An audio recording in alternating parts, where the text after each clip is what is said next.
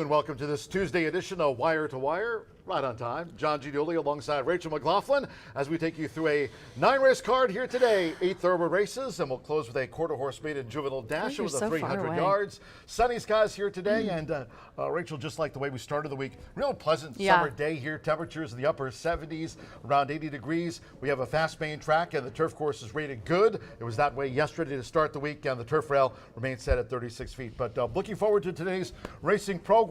We've got the $1 Horseshoe Hat-Trick All Turf Pick 3, and a lot of great racing action to look forward to. Yes, the fans are happy. The Twitter sphere is calm because we're on the turf. Well, not in other areas. I think we all know that. But yes, they are always happy, and I get no hate tweets when we're on turf. So thank you, Eric and Tony, for keeping me out of the slump. But it is a very beautiful day, wonderful weather, and a nice card today. Nice card today, and for the official race day forecast, it's the time during the A block here of Wire to Wire, the early portion of the pre-race show, to check in with our friends at the Weather Authority. And of course that, as we all know, that's Fox 59, right? Krista McEnany is standing by, and we've got her ready to talk about the racing forecast for our program here today. Krista, take it away. It's going to be a terrific day out at the track. We'll have plenty of sunshine on through the late afternoon and mostly clear on into the evening as well. Warm today with temperatures climbing into the low 80s into the late afternoon. You can see here on Futurecast things stay very quiet for the rest of the evening hours with just a little bit of broken cloud cover moving on through. Enjoy the races.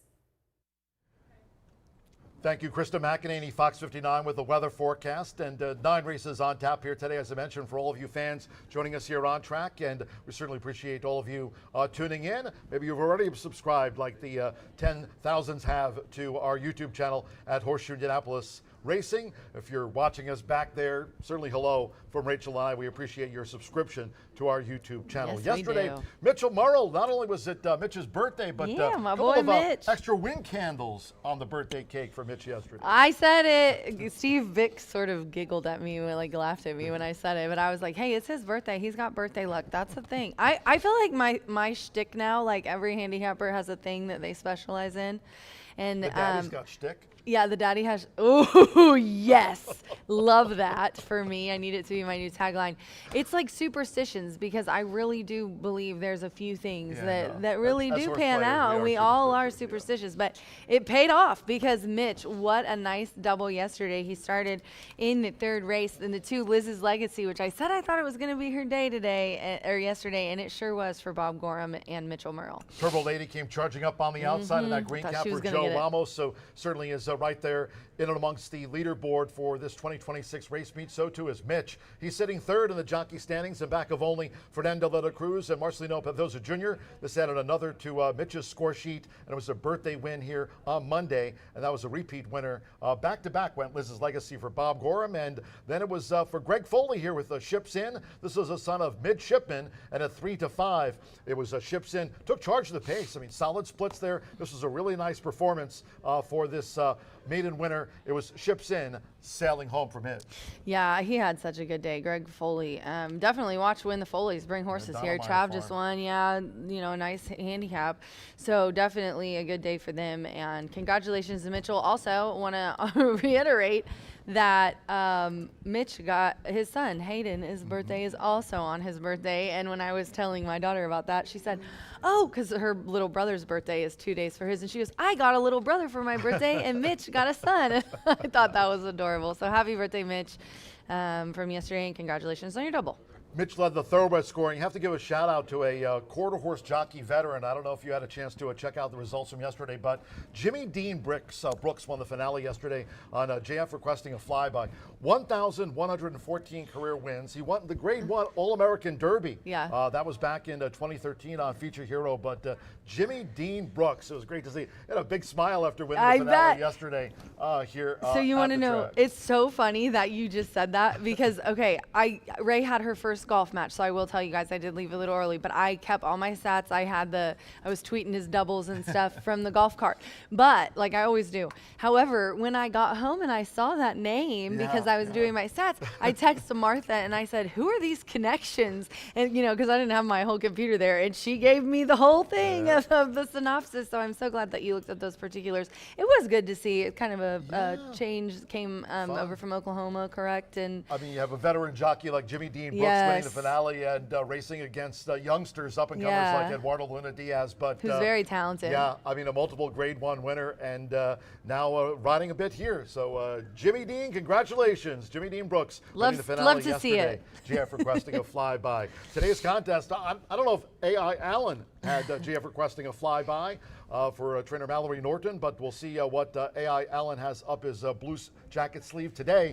Contest-wise, it's Beat the Bot Racing, Rachel. Yeah, be sure to play. It is completely free. Dressed like him today, too. And there's I'm telling you, we modeled him after you and Eric. But this definitely is a fun contest. Allen did a handicap race 8, and I did notice that there's not ever a day that I send in his handicapping analysis that I get off of the website that he doesn't at least have one horse in there. I mean, one of the horses that he talks about, I'm pretty sure it's like a 90% that one of those horses will win. And amazing he knew Mitch's birthday, too, I think. I know, yeah. I wonder how he knew that. It's so crazy. AI Allen. Hey, listen, I gotta have AI Allen's back. Okay, Racing Rachel is a team player. You can say a lot about me, but one thing you can't say is that I'm not gonna make other people look good, and I do make a good 4 stars. Ooh, I saw that I got pitted up against Fairgrounds too by Ed. 4 stars. Yep. So a fun contest, and all of our contests are completely free. Premier races, they're coming up midweek. Here we got the Peony and also the Bucaro handicaps. So some nice midweek premier races to look forward to here today. And since we have a bit of time here on this Tuesday edition of Wire to Wire, let's look ahead to the handicaps tomorrow, talking about Rachel, the Peony, and the Bucaro. Talk about getting in your own head and superstitions and stuff, because I hate when Eric picks days that have stakes. Everyone else does love it. I mean, they're good races, right? And those are supposed to be the fun ones. But Grace and Grass is also on our stakes races. So, and Rachel notoriously overthinks stakes races. I try not to, but everyone has their faults, and that's one of mine. I'm gonna try not to do this.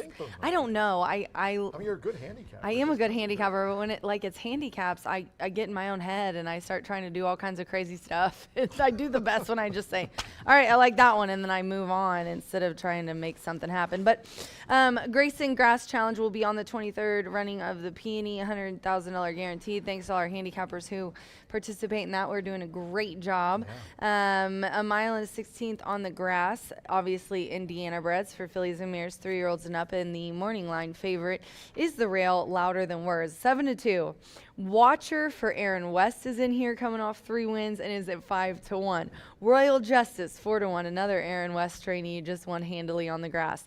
Then you've got Under the Palms, who I think has had a really nice race here in Indiana, coming here for Kenny McPeak, and you can't really leave Kenny McPeak after last year. He ran in this race, or she ran in this race. Kenny McPeak did as well. I could mention 4 more, really. We've got time. Yeah, we do. We have 5 whole minutes. But I think my long shot would probably be Under the Palms. I'm going to Little Gin Class for Tim Eggleston is a horse that surprises you sometimes. It's obviously a question mark for turf, but this horse likes the off track.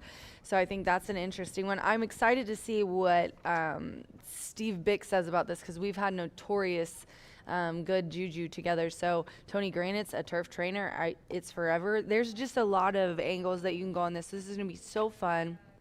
And a nice race, very classy, but Louder Than Words, a 7-year-old mare. She's won $576,000 in her racing career. She's kind of had a case of second-itis in these kind of races lately. Last year she was second in the Paetti Bianchi, the Fireball Baby, but she did have a recent nice race on turf. And I feel like Tony also, not only is he good on turf, but he has a little bit of a Lauer training style where we all train in the morning, but I feel like Tony takes his time and is like, let's use this as a training, or there's always trainers that use prep races, but Lauer, he uses races to train his horses ready for a spot. See Swiss Marais? Exactly. Yes. let's talk about Swiss meringue, because that's exactly what he did. He even admitted to, to me. He was like, yep, you're right, Rachel.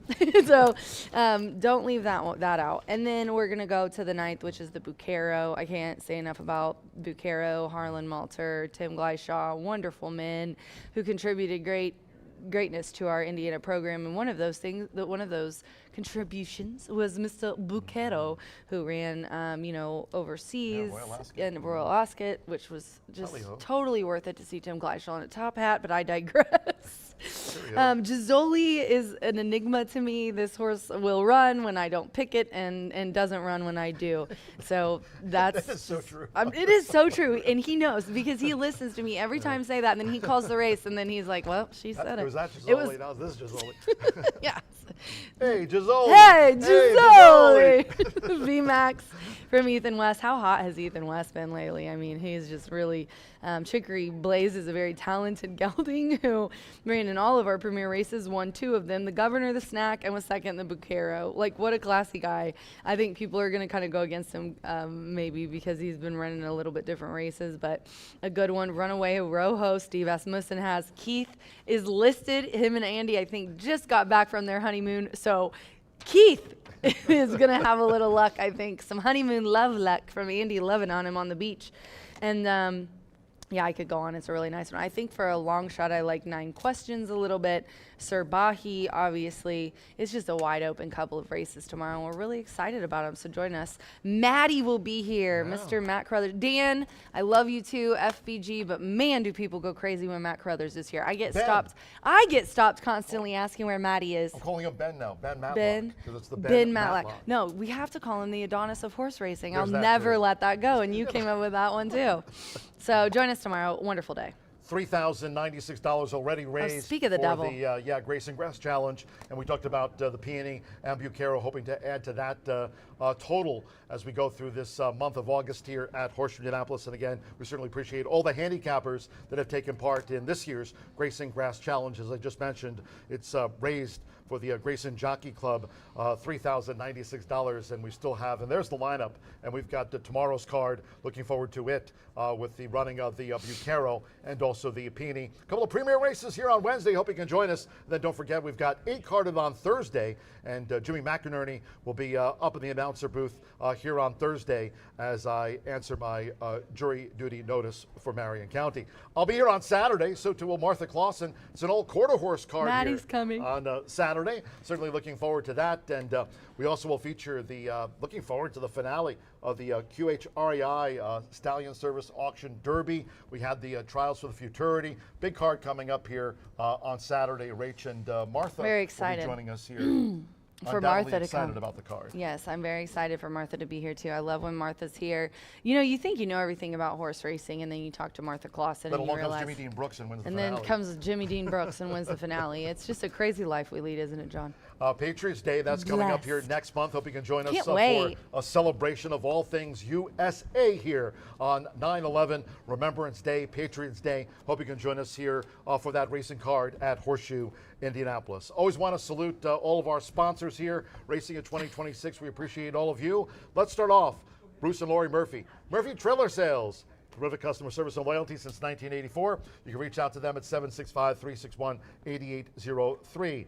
B&H Electric, they always light up our lives here in town. They've got a location there in Seymour and also in Bloomington. Especially you see some of those summer storms that we've had, and you talk about the flooding, still power issues up in northern Indiana, reading that about the Gary area. B&H Electric, they're so important. We appreciate those guys. BNHelectric.com. Midwest Rancher, they're on the web at MidwestRancher.com. You can call them at 812-680-4204. They're located there in Seymour, just like that one of the locations for the B&H Electric. And also cheers to the dealership with Russ Hubler Automotive in Greensburg. They're on the web at RussHublerFord.com. You can ring them up at 812-663-7621. Social media-wise, we've got you covered. I got my Jimmy Dean Brooks tweet all ready to go, Martha Clausen. Reach out to me on X at John Make her Dooley. day. Racing Rachel. the daddy on X. That's Steve right. Bigelow The at daddy. Racing Rachel M. Martha Clausen will be talking about the quarter horse maiden juvenile dash here,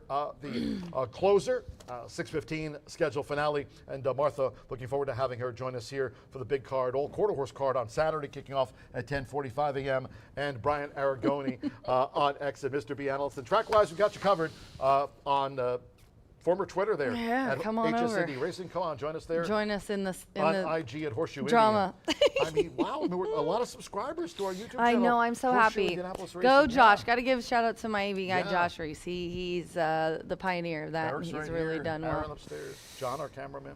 John gets a shout out all the time. Eric's right here. He loves 29 camels, minutes I away heard. from the first of the day. We've got a beautiful day on tap. We had Krista McEnany giving us the weather forecast, and we'll have a fast main track and the turf course good. Turf rail set at 36 feet. Time. The B block. I mean, Brian's in wardrobe and makeup. He's getting set to talk about that 50 cent early pick 5. That's not true, you guys. He wakes up that gorgeous. I woke up like this. All right, ready for the B block? We're done. Have fun. Bye for now.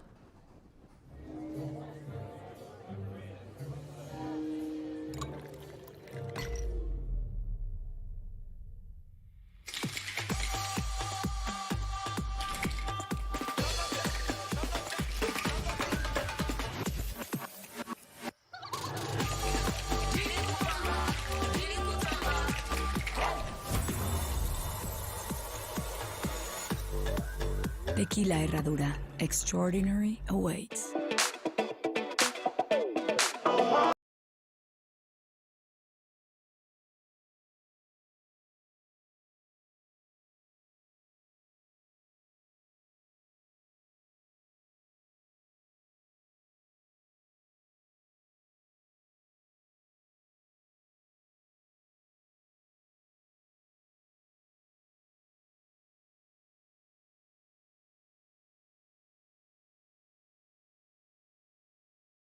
Never have too much information.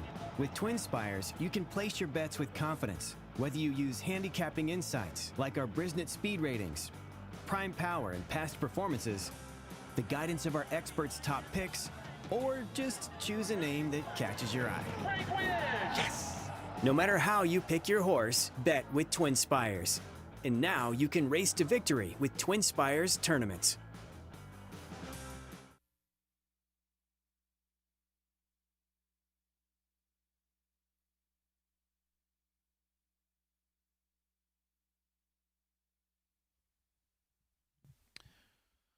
Welcome back to the B Block on a Tuesday here at Horseshoe Indianapolis. Let's just dive right into it today. We'll just rip that Bandit off. We got 8 thoroughbred races, 1 quarter horse race. Big day tomorrow. A couple of very nice features tomorrow. We've also got Maddie, got Fat Bald Guy. I mean, all the big wigs are coming into town, so I'm very excited to rub shoulders with them and shake hands with the boys on a Wednesday for Hump Day. But let's take a look at this group in here. We're on a fast main track, still a good turf course. The turf course kind of played uniquely yesterday. I'm thankful we didn't get any rain, really. I think it's continuing to dry out. There were some chunks that were coming up yesterday.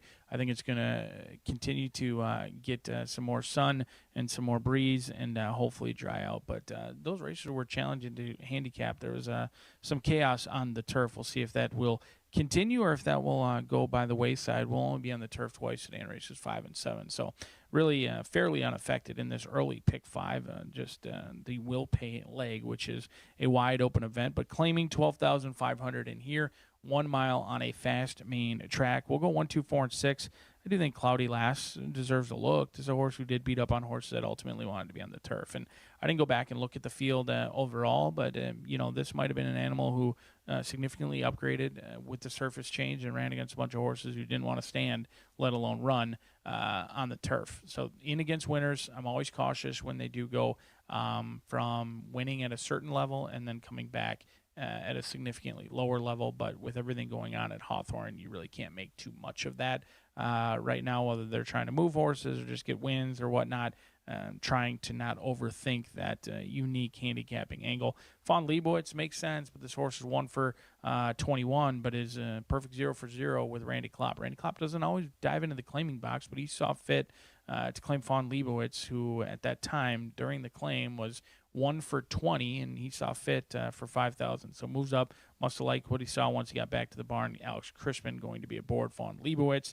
And then you've got the 1 and the 2 down the inside. Costa Mambo took advantage of a perfect trip last time out and won the Bob. Another horse who won at 20, now in for 12. The stretch out breeding certainly suggests they should take to the stretch out today. And then Alexis Hope makes sense as well. Ran very well last time out. You've got a lot of horses from the maiden ranks into the winners for the first time. It's a challenging race in race number 1. Race 2, 5.5 furlongs, going to be the distance in here. Scratch number 2, Asian Sun, out of this event. I'm going to use 2 horses. I do think a lot of people are going to really lean into Rising Creek, Walter Rodriguez, Larry Ravelli. Ravelli, until he continues to heat up, I'm going to be a little bit cautious. I think Rising Creek makes a ton of sense. But Hope Restored, if they run back to how they were last season and those races over at Churchill, I think Hope Restored is going to be a big factor in here. I'm just always cautious of a long layoff and then in for a tag. This is a horse that they could have withdrawn from the tag because of the layoff, but they want to dangle this $280,000 filly by Army Meal in for $10,000. Make what you want of that. If she doesn't find her friends today, she may find it tough finding the winner's circle in her career. 1 and 3 in race 2, kicking off the pick 4. Race 3, allowance group in here, non-winners of 2, 6 furlongs going to be the distance, no scratches or changes. Very competitive event in here, 1, 2, and 6. A lot of people going to lean into Tiatora. I thought about it, to be honest, for Phil Bauer. Fernando de la Cruz horse going to take a ton of action. Ran a good race, maybe the fastest race, jumps off the page from a numbers perspective. Not a big buyer speed figure guy, but they are significantly higher than many of the rest in here. I didn't think there was much of an excuse last time out. This horse who had a perfect trip. Jaime Torres had this one in a beautiful spot throughout, stayed on, ran evenly, but almost every race looks the same. Always in with a chance. I'm sure Rigney Racing many a times thought she was going to win and just kind of stayed on, stayed even, continued with the pack. That's my caution in here. 1, 2, and 6 in race number 3. An interesting event. Maybe take a look at Tearing Up My Heart. That's the horse that I do have. That could be a separator in this spot. Gennaro Garcia, a Kentucky-bred 3-year-old filly that is 1 for 10 lifetime with Amir Mendoza in the saddle, going turf to dirt, and this is what Gennaro does. Claim elsewhere, come to Horseshoe Indianapolis. Regardless of how this horse has done since the claim, when they do come to Horseshoe Indy, they usually have a ton of success, and he claimed this one for himself as well. I think Tearing Up My Heart could be a separator. When everyone leans into the deuce, hopefully we can get the 1 or the 6 home. Race 4, scratch number 5, Sambaye King out of this event. This will be our single in here. It's a competitive event. Socorro's Prayer should get a great trip, though. Overall, Socorro's Prayer should sit just off of Costly Pass. I think Costly Pass is going to duel with some others in here. It looks to be that there potentially is some other speed. You got Fool's Gesture, who's fairly quick, and I think Q's Got Class is going to go to the lead, breaking from the outside of Costly Pass. But with that scratch of Sambaye King, who is going to inject some speed and is usually all speed, that scratch certainly does move up Costly Pass, who is a big threat in here. But Socorro's Prayer is just in very good form right now. This horse was miles best on July 6th. They broke slow. They rode the rail. They won the gallop out. They just couldn't get to Silver Sterling. Then they came back at what was a ton of value and just barely got the nose down over Imminent Forecast. I think Socorro's Prayer has been in good form, been consistent sort, and should track just off of Costly Pass. But if Costly Pass doesn't come back, you never know what happens in there. But race number 5, we step on that turf course for the first time. 2-year-old maiden special weight event, the best betting race of the day. I'm going to go a little bit light earlier on my ticket because this is a race that you really have nearly zero confidence. We saw yesterday when we go on the turf, anything can happen. We had a $20 winner. We had some troubled trips. There's a lot of chaos on our turf, especially with that rail setting at 36 feet. So I'm going to spread out, go as deep as I possibly can. You got some first-time starters mixed in with some horses with experience. I'll go 1, 3, 6, 7, and 8. It is an 11-horse field. First-time starter, Rudiger. We saw a firster win yesterday on debut from the inside post. The mare was a Florida bred. She's been okay as a brood mare. She did produce Backwall Bandit, who had 3 wins. She hasn't produced a first-out winner yet. However, she's done okay with 2-year-olds and 3-year-olds. But the unknown is the turf. They've run well on the turf. They are winless on the turf, but they have handled the surface. And Riley Mott can have a horse ready to rock and roll. I do find it interesting that obviously Blue Law and Resolute Racing tried a $500,000 Keeneland sales grad over at Saratoga. One race. We have seen horses come in from Saratoga and get beat. They usually are overbet. They don't present much value. They come in from glitzy Saratoga and whatnot, whether they had a good race or a bad race. They take a ton of action. I think Blue Law is going to go off favored, so I found it somewhat intriguing that the $675,000 animal debuts in here against the stablemate.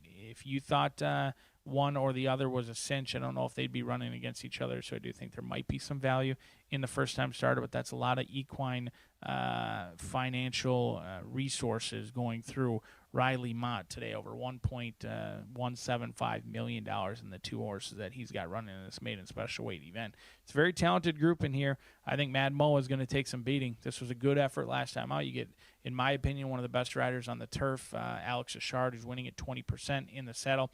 It was a really good effort in defeat when they went down to a Thomas Firster who was well-backed and observed. Those two kind of ran away and hid from the rest of that field, and I think any improvement today makes Mad Mo a winner. They are coming back a little bit quick, though. 2-year-old Colt, who now is coming back on 2 weeks rest. That's my biggest caution, or 3 weeks rest for Mad Mo. Can they continue to duplicate those performances? Because this is the fourth race since June 12th, third race since July 5th. Make what you want of that. But they've asked a lot of Mad Mo. We'll see if they get the job done, but I was impressed with that last start. It's just about time for John G. Dooley time. We'll give him a couple of minutes to catch his breath after getting those steps in on his way back up to the beautiful announcer's booth here at Horseshoe Indianapolis. We are on a fast main track, a good turf course, so sit back, relax, and enjoy a Tuesday at Horseshoe Indy.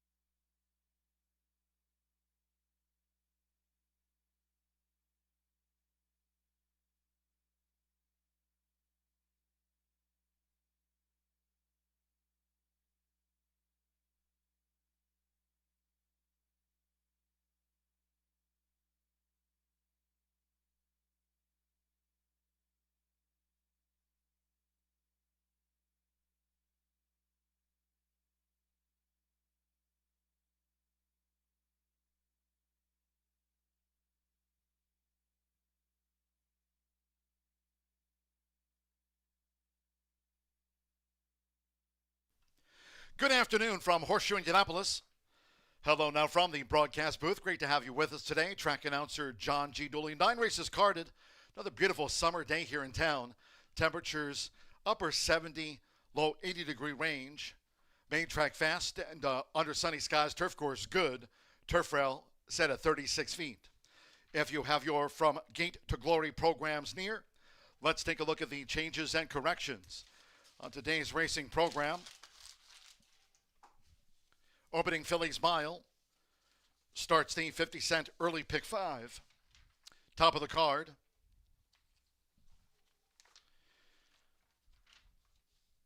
In race 1, no scratches, no rider changes. Number 5, Peter's Dream.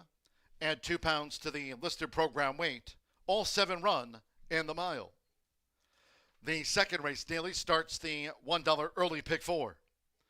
And in the maiden sprint, scratch number 2, Asian Sun, there'll be no Pentafecta featured. Or pardon me, no Superfecta featured. No Superfecta on race 2, owing to the scratch of the 2, Asian Sun, 5 scheduled to start. No Superfecta. On to the third we go. And here, no scratches, no jockey changes. 7 Blazing Freedom, add 1 pound to the program weight. And add to the ownership, Contreras Stable Incorporated of Cipriano Contreras.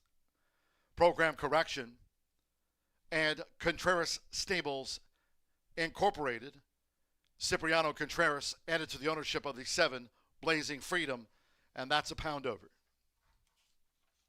And the fourth, start here the 50-cent Late Fire 5.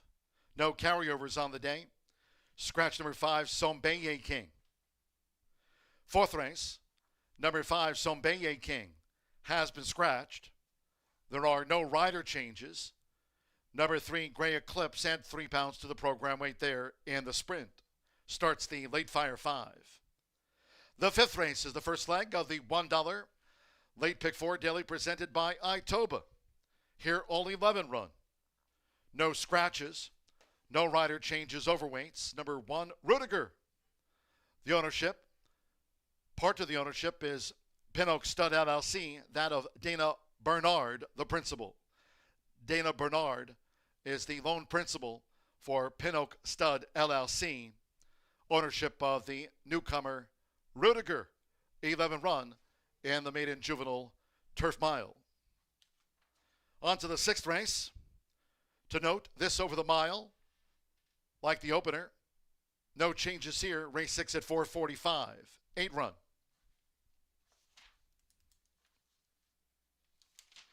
In the seventh of our day, here a maiden turf mile, scratch number 10, Pro Fever, was entered as a main track only. Course good, scratch the MTO, the 10 Pro Fever. Race 8, another mile on the card. Here the 5:47, no changes in the mile. Race 8, 9 run. And in the ninth, last of the day, a quarter horse maiden juvenile dash over the 300 yards. No scratches, no rider changes.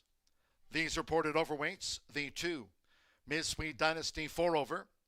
Number 4, BP Happy Jack +7. Number 5, Rockin' Secret, a pound over. Makes it there now 125. Number 6, Miss Analytical, 2 pounds over. Number 8, Burning Kiss, a pound over. And the 9, Tempt and Tell, 1 pound over in the quarter horse maiden juvenile dash, that over the 300 yards. Sunny skies. Another beautiful day here for the racing card. Temperatures in the upper 70, low 80 degree range. Fillies in the walking ring for the mile opener. Main track fast, turf course good. Turf rail out there on that Caesars course remains set at 36 feet. And we'll have the first due off in 11 minutes time. Make it a great day with us here at Horseshoe Indianapolis.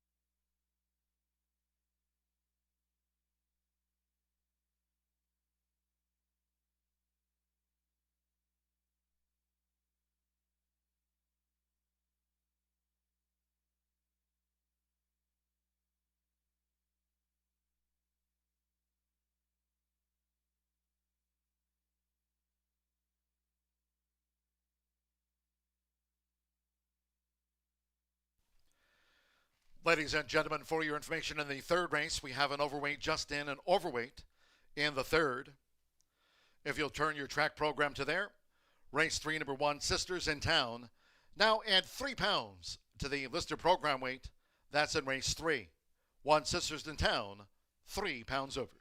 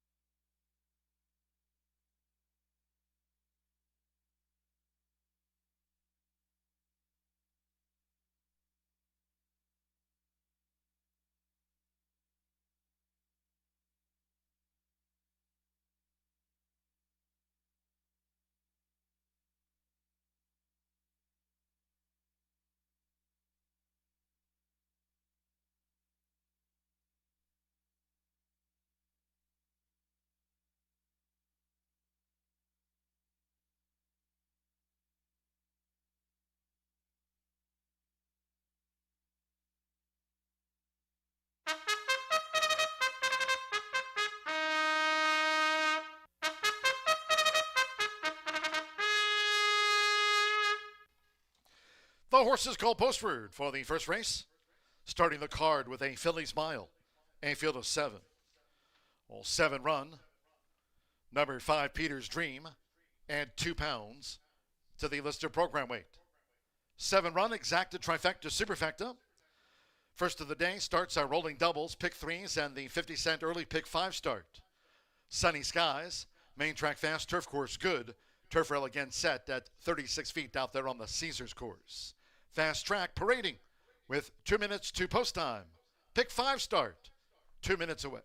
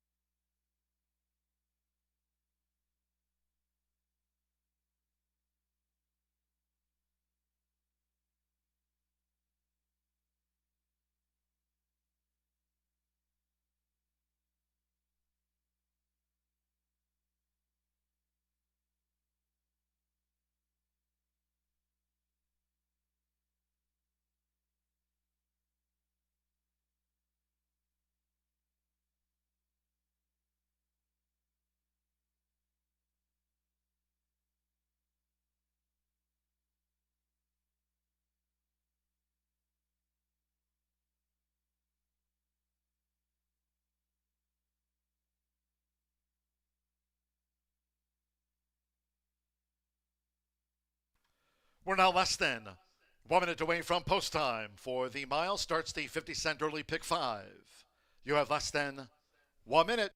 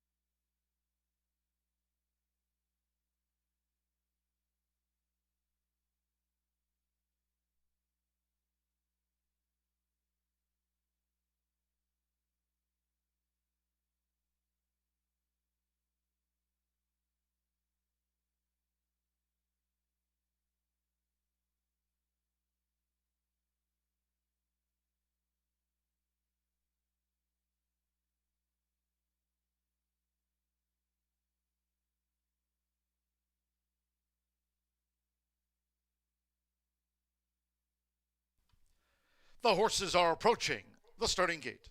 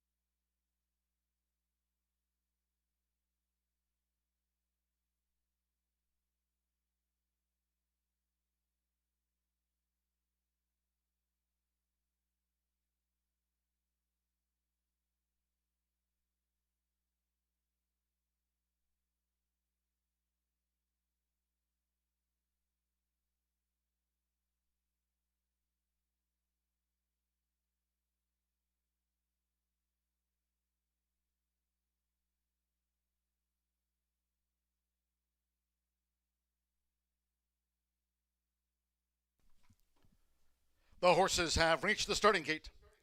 It is now post time. Loading for the mile. Alberto Burgos with Acostambo. Alexander Crispin, von Leibowitz joins Acostambo. Mitchell Morrill, Alexis Hope. Micah Hinks with Peter's Dream. Peter's Dream went in well. Marcelino Pathosa Jr., Cloudy Lass. She romped last out on Chicago's south side. Walter Rodriguez with Pauline's Angel. One more, Joseph Beamer with Flirtin' Again. Over the mile.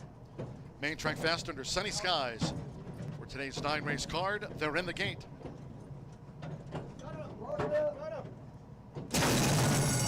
Going and running at Horseshoe Indianapolis. Acostambo broke fast. Pauline's Angel with an early bid. Cloudy Lass is right up there too with the green cap, and on the outside Flirtin' Again as they round the first turn. With Walter Rodriguez, Pauline's Angel is the overall leader at the 6.5. In front here by 2 to Cloudy Lass with Peter's Dream, and toward the inside Acostambo is running in 4th, while 3 clear from Flirtin' Again, who's 5th upon settling. Alexis Hope with the rail, and Von Leibowitz trails here in the Tuesday opener. The first 2 furlongs of the mile. 24.42, Pauline's Angel has established the advantage.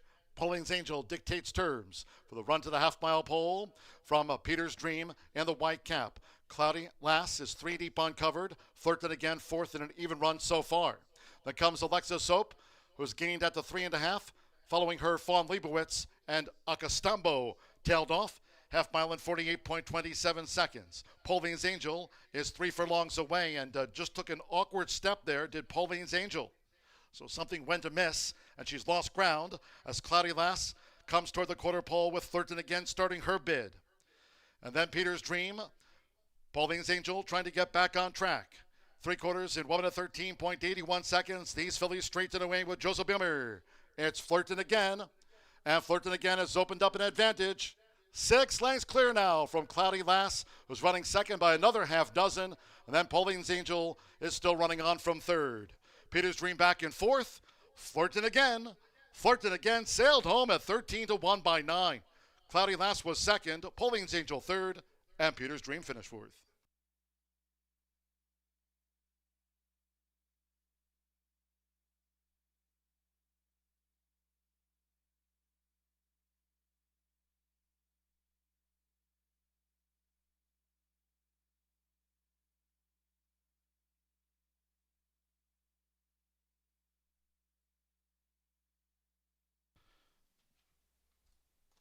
$139 flat for the Phillies mile. $139. 7.6357. Flirtin' Again. 13-1 first, wide margin. 6 Cloudy Lass at 4-5. The first favorite was the runner-up. The blue 3. Pauline's Angel. 9-1 third. And at 31-1 odds, 5 Peter's Dream 4th. All 7 ran 13-1. Joseph Bimmer. Another win this week. Here for Sarah Schaffer. Flirtin' Again, a 13-1 winner.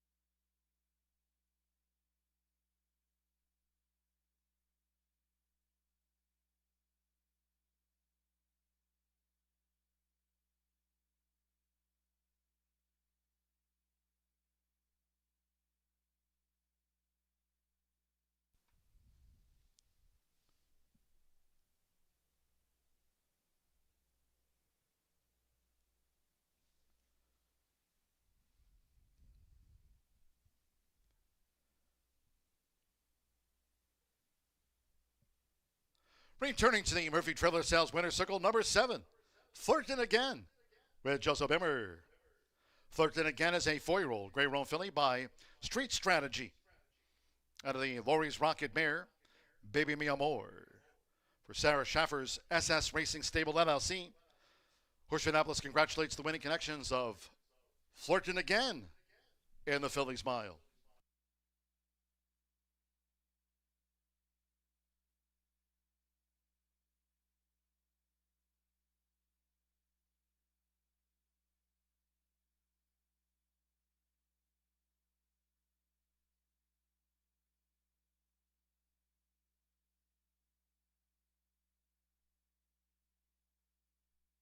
Race 1 official.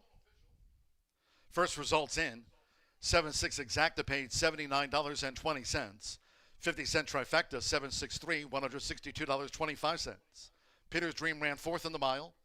10-cent superfecta, 7-6-3-5, returned $119.79. First of the day, favorite second, all 7 ran. 139 flat, fast track. 25 minutes away from race 2, and in the maiden distaff dash, scratch number 2, Asian Sun. There'll be no superfecta wagering featured. No superfecta with the scratch of 2, Asian Sun. Exacta trifecta, double pick 3, and the start to the $1 early pick 4. Post time 2:45 in all cases if you can. Please do try to make your Horseshoe Indianapolis selections and wagers today early. Thank you. Coming up in a moment or two, our first race replay of the Phillies Mile. Hope you had a bet on Flirtin' Again.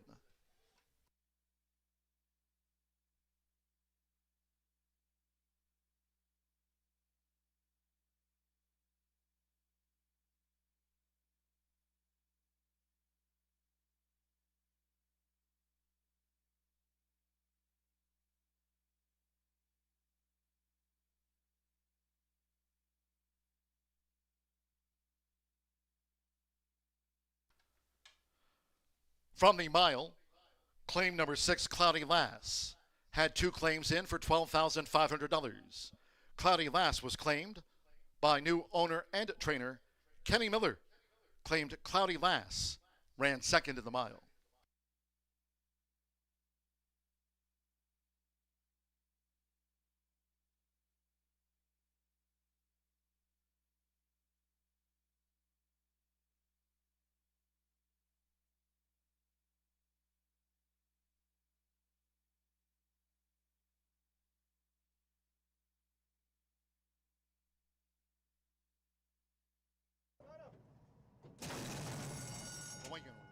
Running at Horseshoe Indianapolis.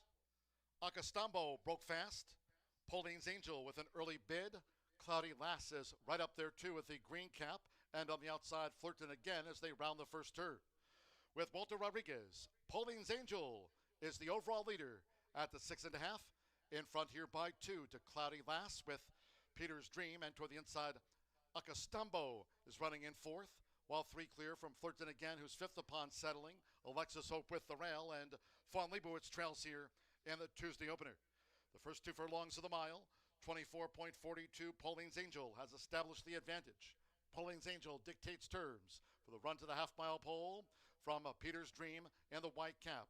Cloudy Lass is 3 deep uncovered. Flirtin' Again 4th in an even run so far. Then comes Alexis Hope, who's gained at the 3.5. Following her, Fawn Leibowitz and Acostambo tailed off.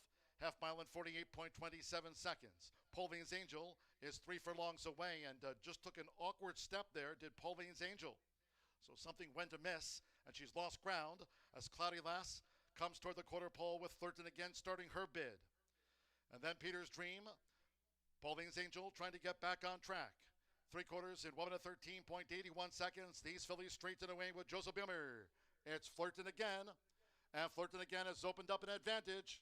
6 lengths clear now from Cloudy Lass, who's running 2nd by another half dozen.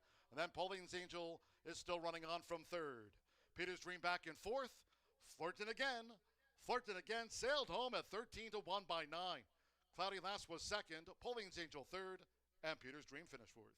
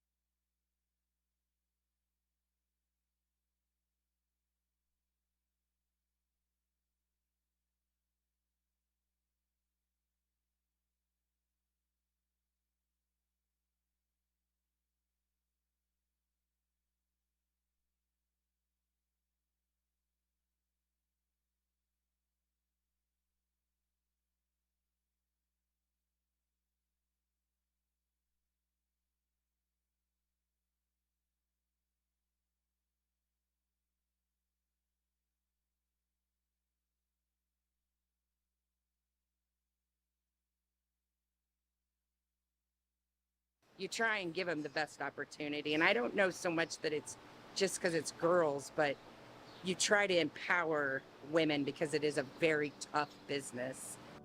My dad, Jim Elliott, lives in Brookston. He bought a farm when I was a year old. So I grew up in it day to day. We come in, we usually make a schedule the night before of who's galloping, who's walking, and who goes to the Eurosizer. And then we have to get in touch with jock agents to schedule breezes for the jockeys. Someone comes in at 5 and feeds at 5 in the morning. Then we feed lunch around 11, 11:30. And then that's usually our day. And then we get ready for the races. Definitely a man's world back here, but all of us women, we really band together.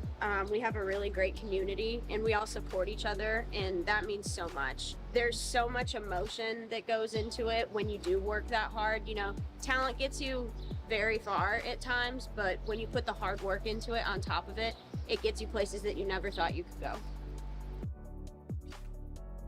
You definitely have to work a little harder, but I think we also have an edge to us that not a lot of men have, and I like to take advantage of that as much as I can. Now I'm a jockey, living my dream.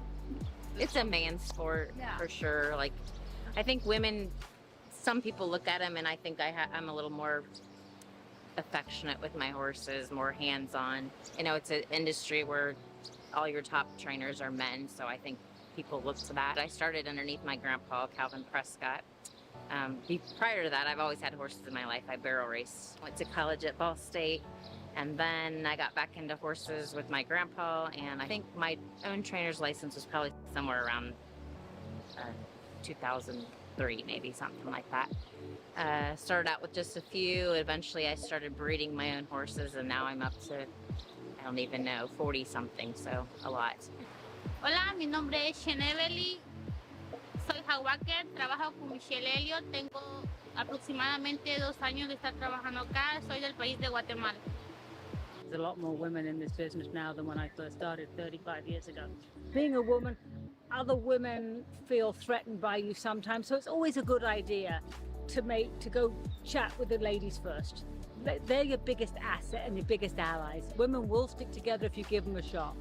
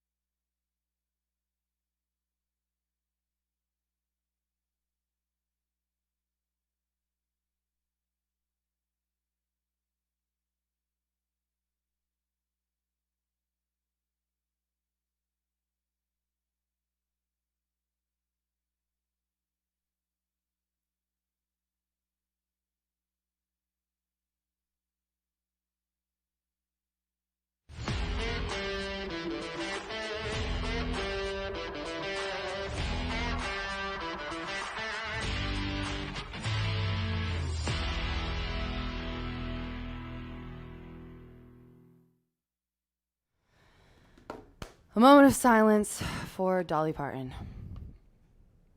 So sad. What a wonderful woman. I've gotten 50 texts now about this. Second race, though. Let's get serious. Second race, 9 minutes to post. The one's 4 to 5 right now. I just did not see that happening. The 2 Asian Sun is out of here. And right now, I like the 3. I'm excited to see how it is in the paddock because I'll kind of be able to decide what I want to do. But Hope Restored.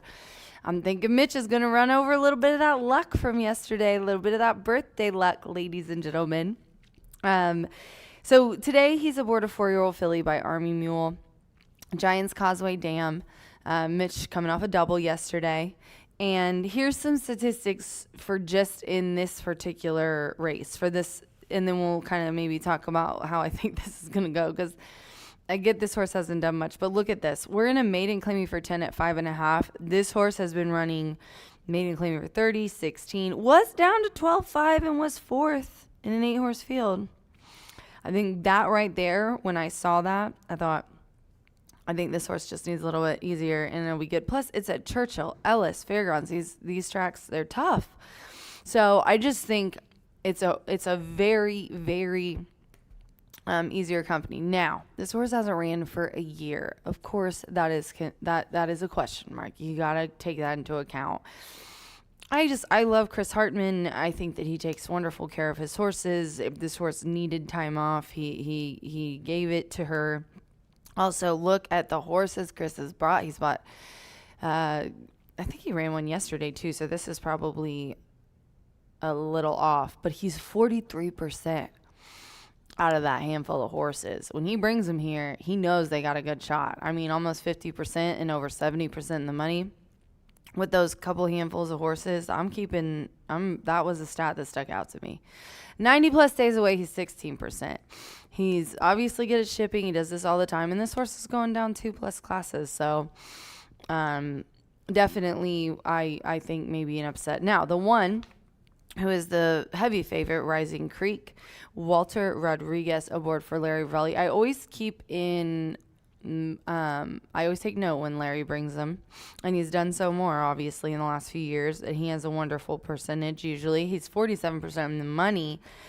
I get why everyone likes this one. You know, this horse put up a nice race last time and the time before. J Love rode on June 21st at Hawthorne and was beaten only half of the length. The 3rd place finisher came back to win next out, and then they put her down from 25 to 15 on August 8th and ended up 2nd.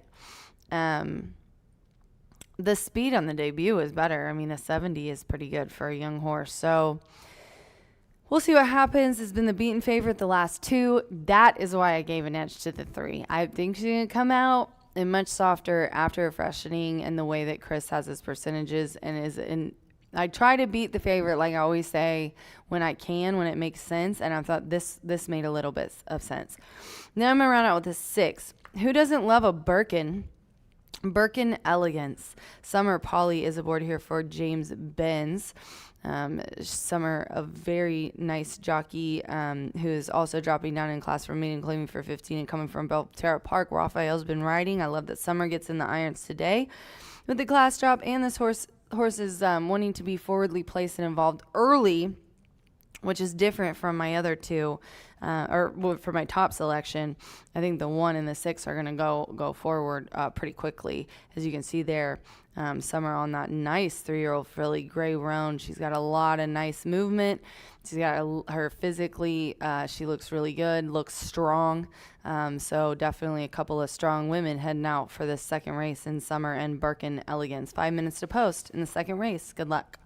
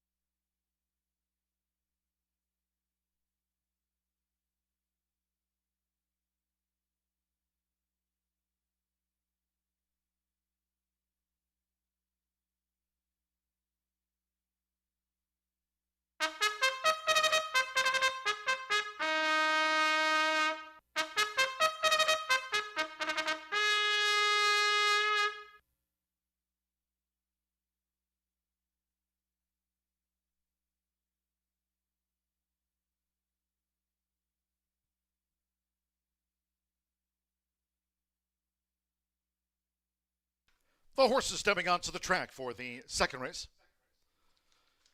Maiden filly sprint here at 5.5 furlongs, a field of 5. Number 2, Asian Sun, has been scratched. With that, no superfecta wagering. No superfecta, scratch the 2 Asian Sun.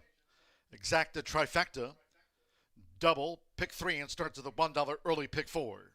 3 minutes to post time. 3 minutes.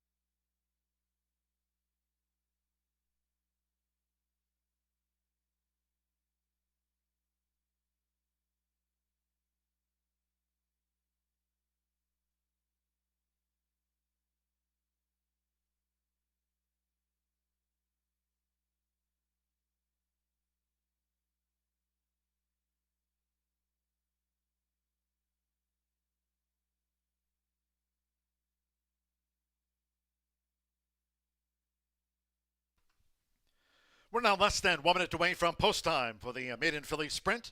Starts the $1 early pick 4. Less than a minute.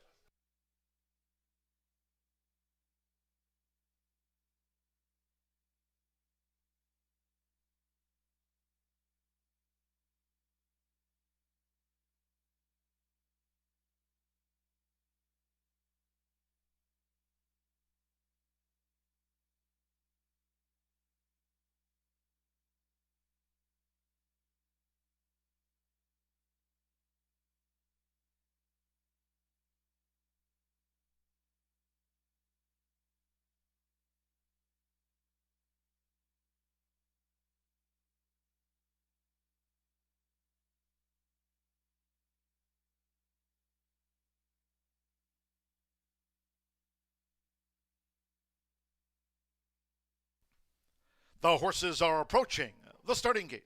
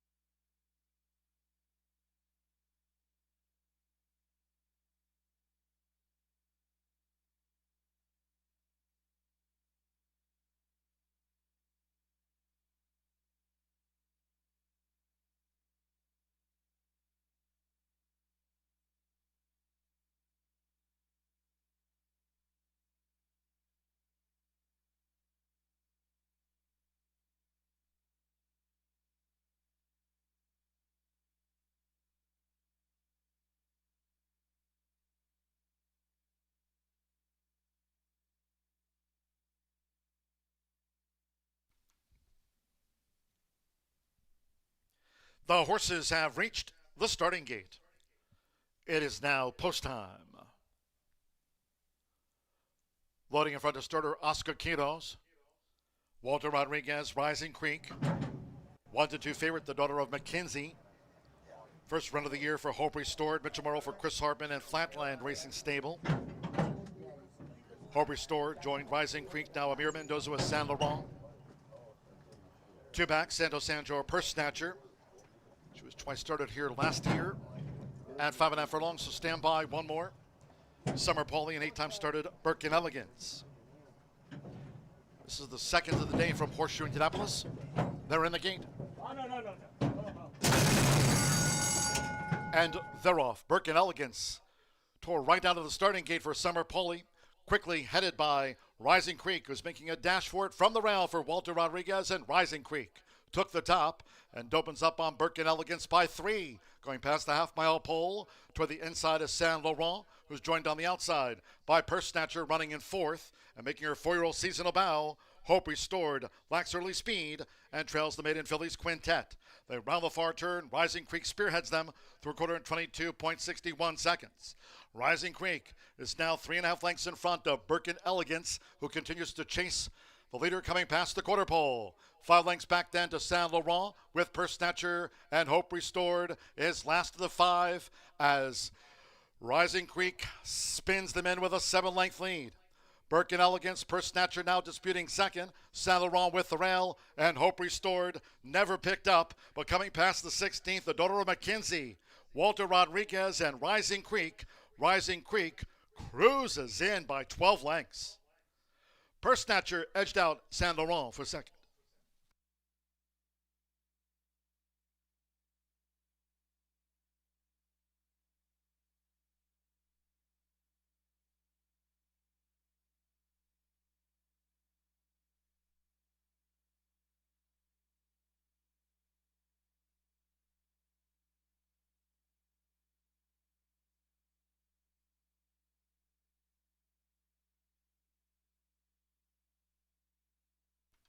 .105.05 after the maiden filly sprint.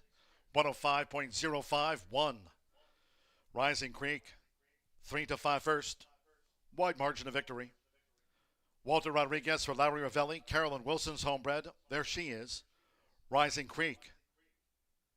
She really spaced the others. It'll be a double-digit win margin for the daughter of McKenzie. Third time was the charm for Rising Creek. 5 Purse Snatcher at 4-1. Edge 4 San Laurent for second.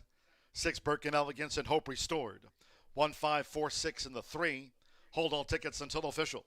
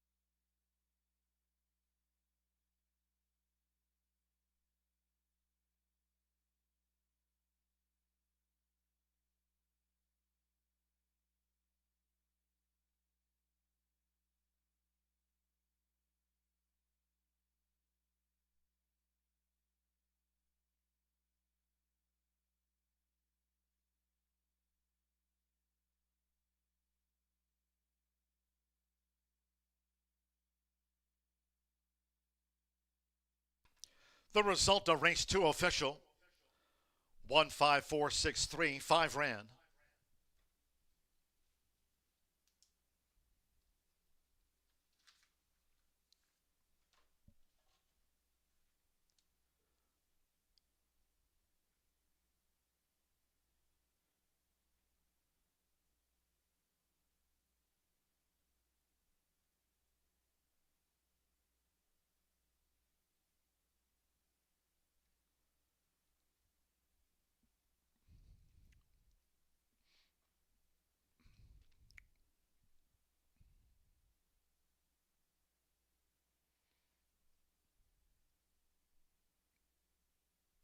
Returning to the Murphy Trailer Sales Winner's Circle, number 1, Rising Creek with Walter Rodriguez.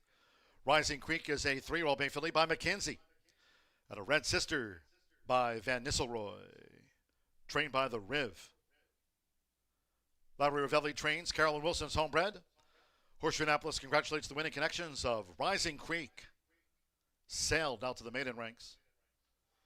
Wide margin 105.05 results in after race 2.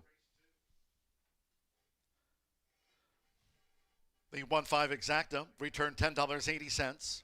Saint Laurent was third. 50-cent trifecta 154, $12.30. 7-1 the opening double, combining Flirton again with Rising Creek 75-20. And the maiden filly sprint, 2 is a non-runner. Favored first, 5 ran. 105.05 after the running of race 2. 22 minutes away. Race 3 next on the Tuesday docket. And in the sprint, the 1 Sisters in Town plus 3 pounds. 7 Blazing Freedom is a pound over. Ownership addition for Blazing Freedom. And Contreras Stables Incorporated of Cipriano Contreras in addition to the ownership of the 7 Blazing Freedom. Exacta, trifecta, superfecta, double pick 3. Post time, now 3:16.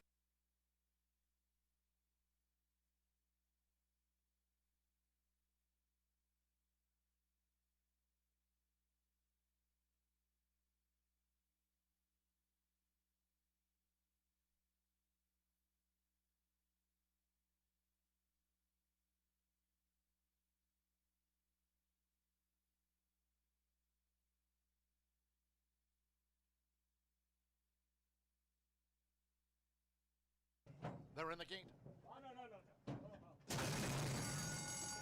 And they're off. Burke and Elegance tore right out of the starting gate for Summer Polly, quickly headed by Rising Creek, who's making a dash for it from the rail for Walter Rodriguez, and Rising Creek took the top and opens up on Burke and Elegance by 3, going past the half-mile pole toward the inside of Saint Laurent, who's joined on the outside by Purse Snatcher running in 4th and making her 4-year-old seasonal bow.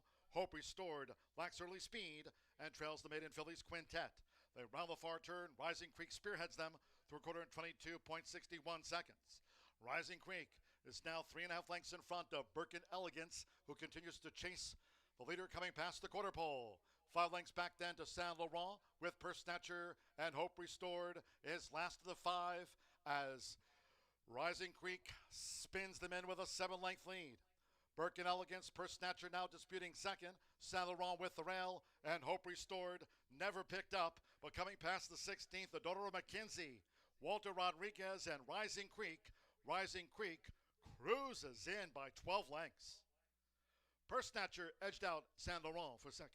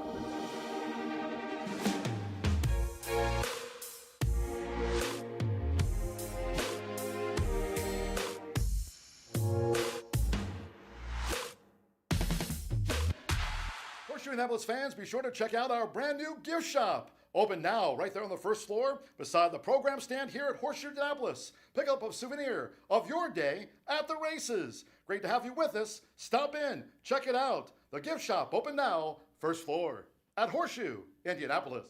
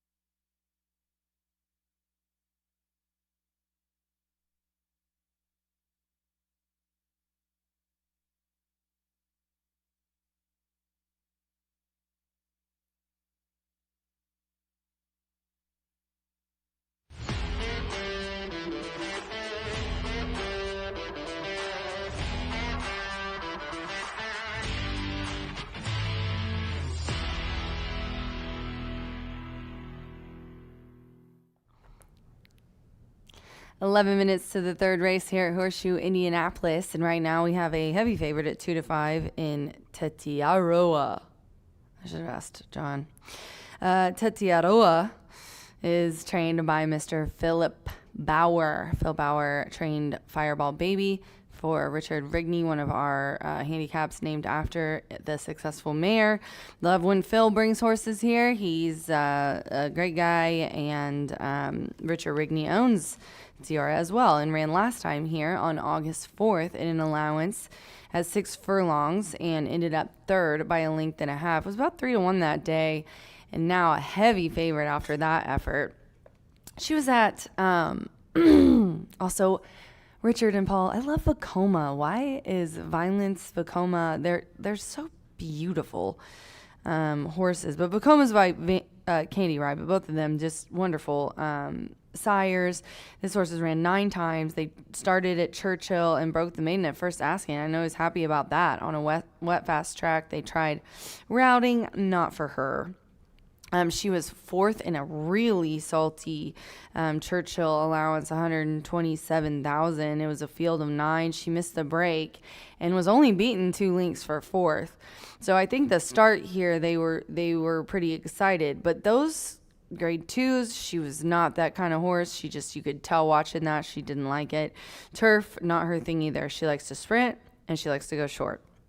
It did seem like maybe the wet fast would have translated, but she ran recently on the slop with June 26th at Churchill.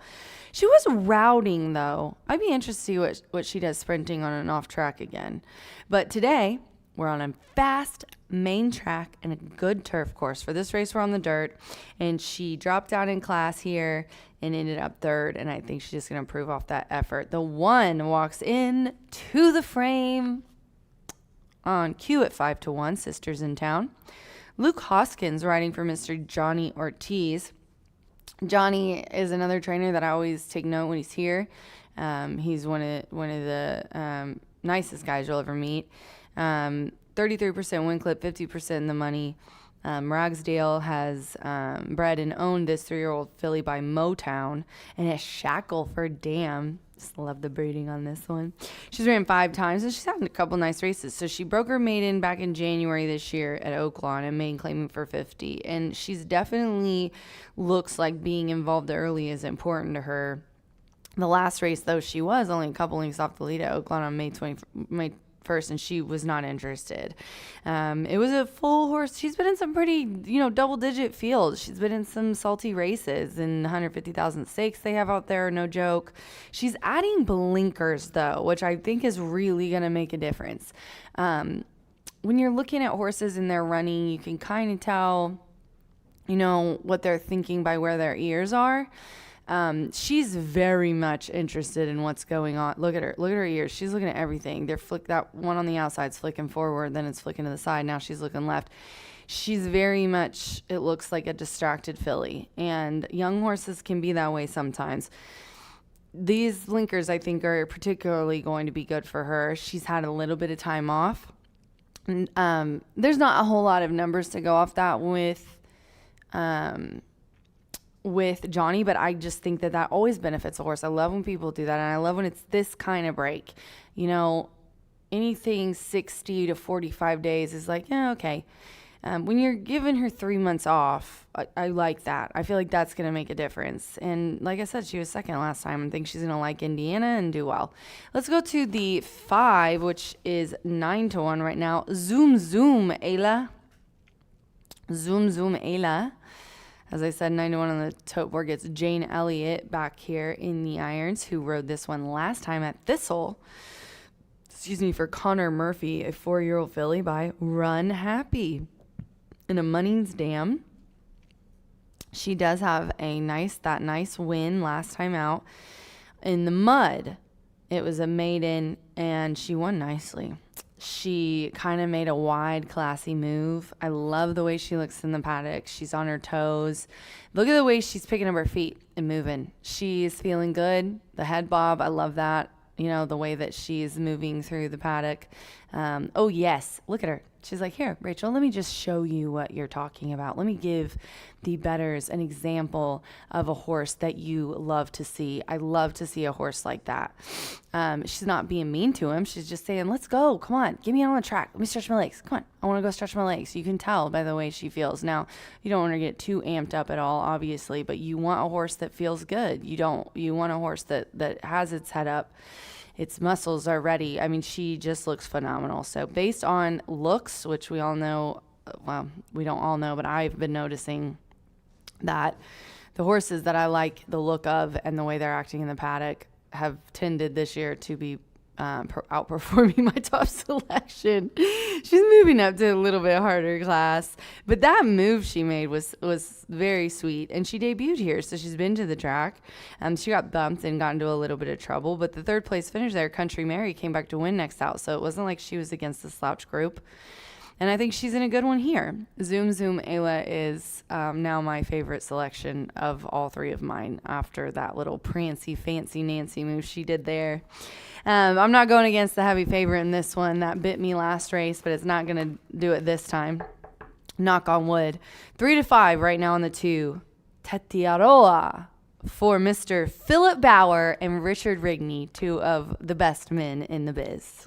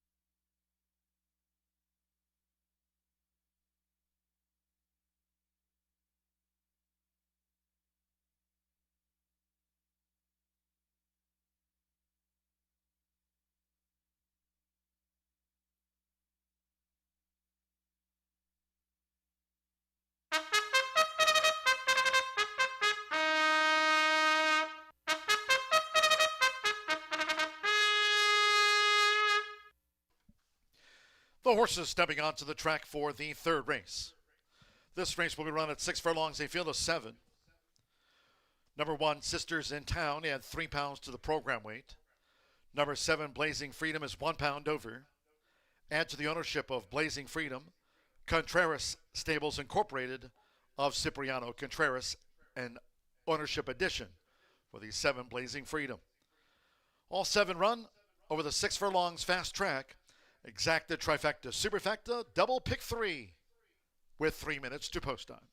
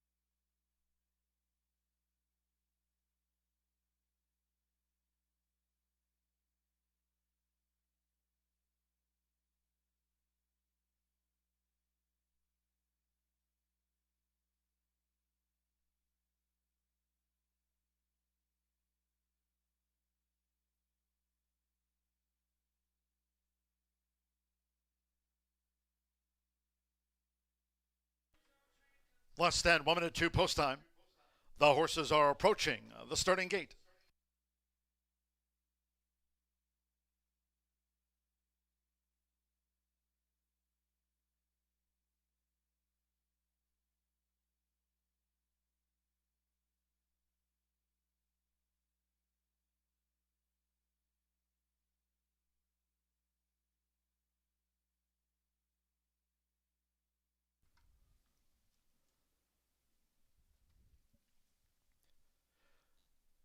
The horses have reached the starting gate. It is now post time. Loading. Luke Hoskins with Sisters in Town. First to take her position within the starting gate. Manny Esquivel, School Spirit.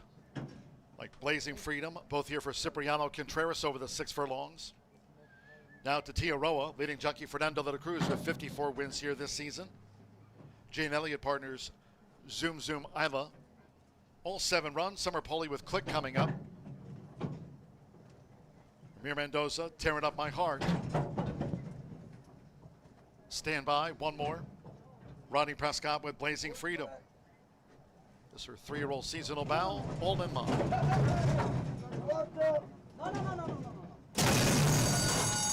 They're off and sprinting.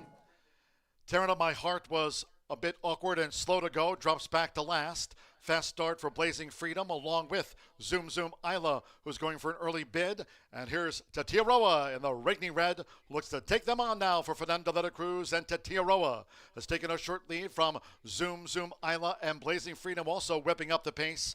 Sisters in Town on the orange cap back off a duel as they enter the far turn. The Gray is School Spirit, who's next, while 5 clear from Click, and Tearing Up My Heart has dropped back to 7th and last. The quarter in 22.06 seconds. They round the far turn, aiming for Tatiaroa, the favorite lead. Tatiaroa in front of Blazing Freedom, making her first run of the year, and she's just off the leader's flank. Tatiaroa past the quarter pole. Zoom Zoom Isla's drop back under pressure, sweeping on the outside, School Spirit, and toward the rail. Sisters in Town with her bid. Into the stretch, half mile, 45.52 with Fernando de la Cruz. Tatiaroa has widened on them. She's 6 lengths in front. Coming past the 16th from Sisters in Town and Blazing Freedom. Late bid by slow starting Tearing Up My Heart. It's Tatiaroa. Tatiaroa won geared down by 6 from Sisters in Town. Blazing Freedom 3rd, and Tearing Up My Heart finished back in 4th.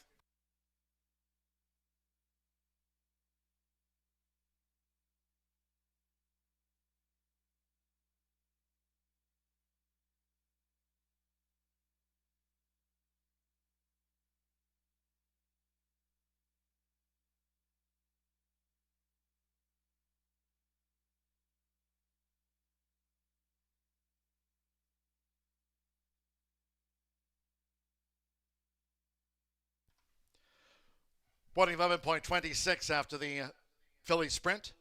2-1-7-6 unofficial to Tatiaroa. 1-2 first, number 1, Sisters in Town. 3-1 second, never reaching Tatiaroa.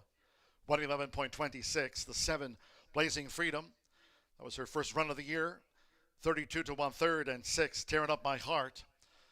Slow to go, and 6-1 getting into the frame. Fernando de la Cruz on the Vacoma filly. Philip Bauer, a Rigney Racing win. Tatiaroa in 111.26.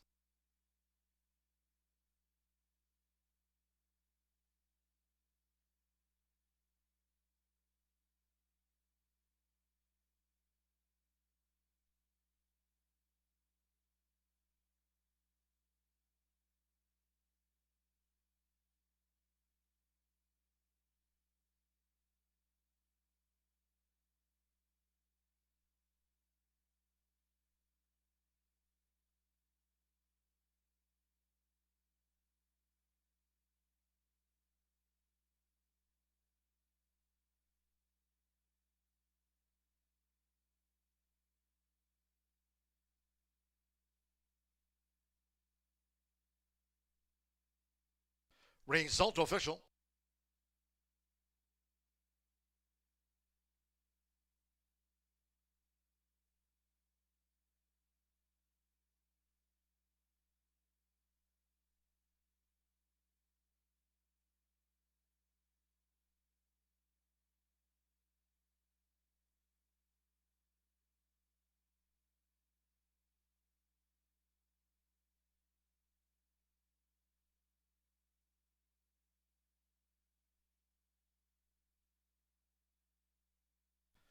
In the Murphy Trailer Sales Winner Circle, number 2, Tatia Roa, leading jockey Fernando de la Cruz with his 55th win of the season.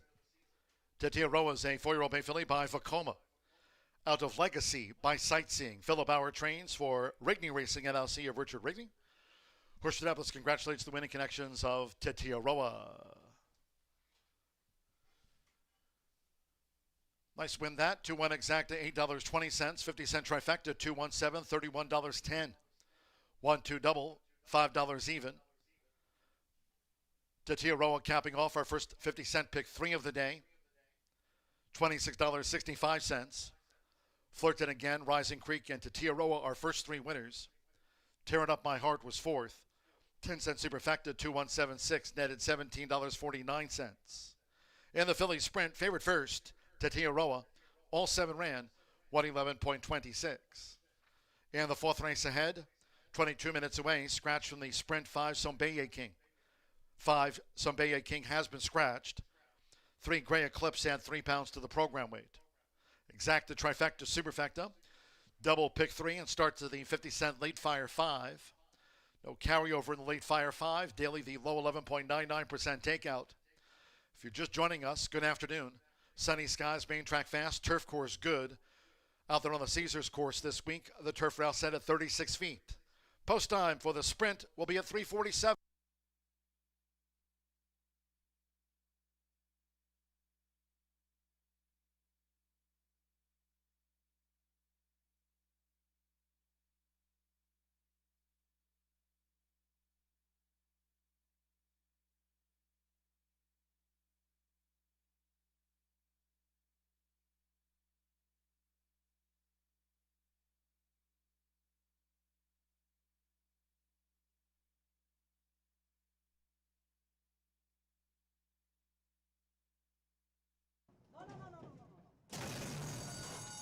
They're off and sprinting.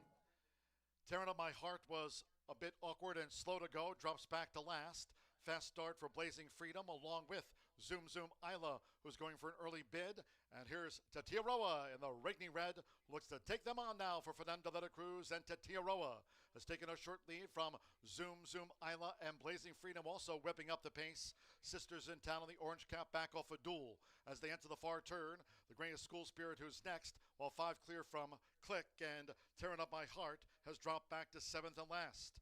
The quarter in 22.06 seconds. They round the far turn, aiming for Tatia Roa, the favorite led. Tatia Roa in front of Blazing Freedom, making her first run of the year, and she's just off the leader's flank.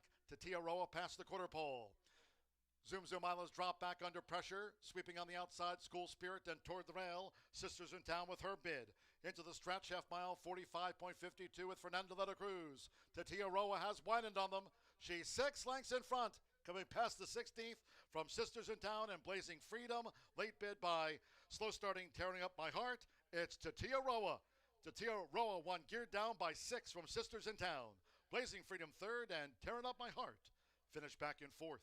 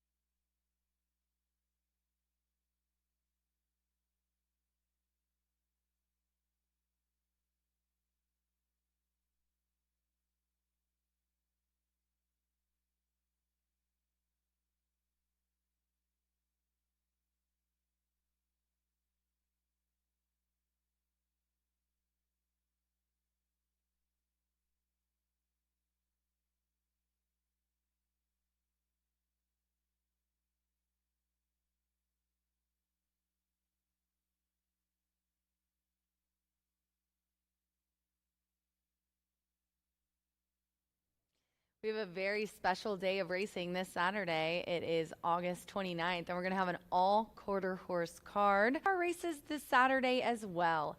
10:45 a.m. We have the QHRAI Stallion Service Auction Futurity. That's why I get paid the big bucks right there, guys. I got to read that all the time. More than $500,000 in stakes. Purses are up for grabs on the day. Join us this Saturday for our all-quarter horse stakes day. Good luck. When it comes to horse racing, you can never have too much information. With Twin Spires, you can place your bets with confidence, whether you use handicapping insights like our Brisnet speed ratings, prime power and past performances, the guidance of our experts' top picks, or just choose a name that catches your eye. Yes! No matter how you pick your horse, bet with Twin Spires. And now you can race to victory with Twin Spires tournaments.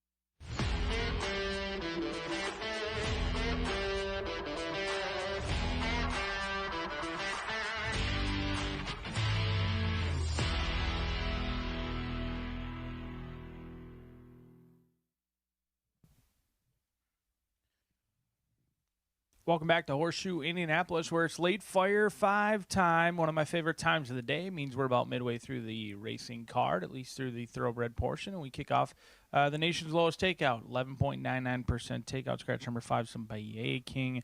5.5 furlongs going to be the distance. Now, I figured that Socorro's Prayer would be favored. I had no idea the amount of money that Socorro's Prayer was set to take. Now, if you're thinking you might get 6-5 right around that 7-5 morning line, it's probably unlikely to happen. I think this horse is going to get hammered. Deer of projections, which I always encourage you to follow, have this horse going off as low as 2-5. Heron owns and trains Socorro's Prayer, who's as consistent as they come. After being 0 for 3 in 2025, this horse really blossomed both mentally and physically as a 3-year-old, and that's what they often do. And thankfully for Heron Thoroughbreds, this one did just that. 6 for 6 in the money this season. A win today would push those earnings up over $100,000 this season. This is a horse who was Miles' best in defeat on July 6th, in which they broke incredibly slow. They were down on the rail, and they won the gallop out, just couldn't catch Silver Sterling.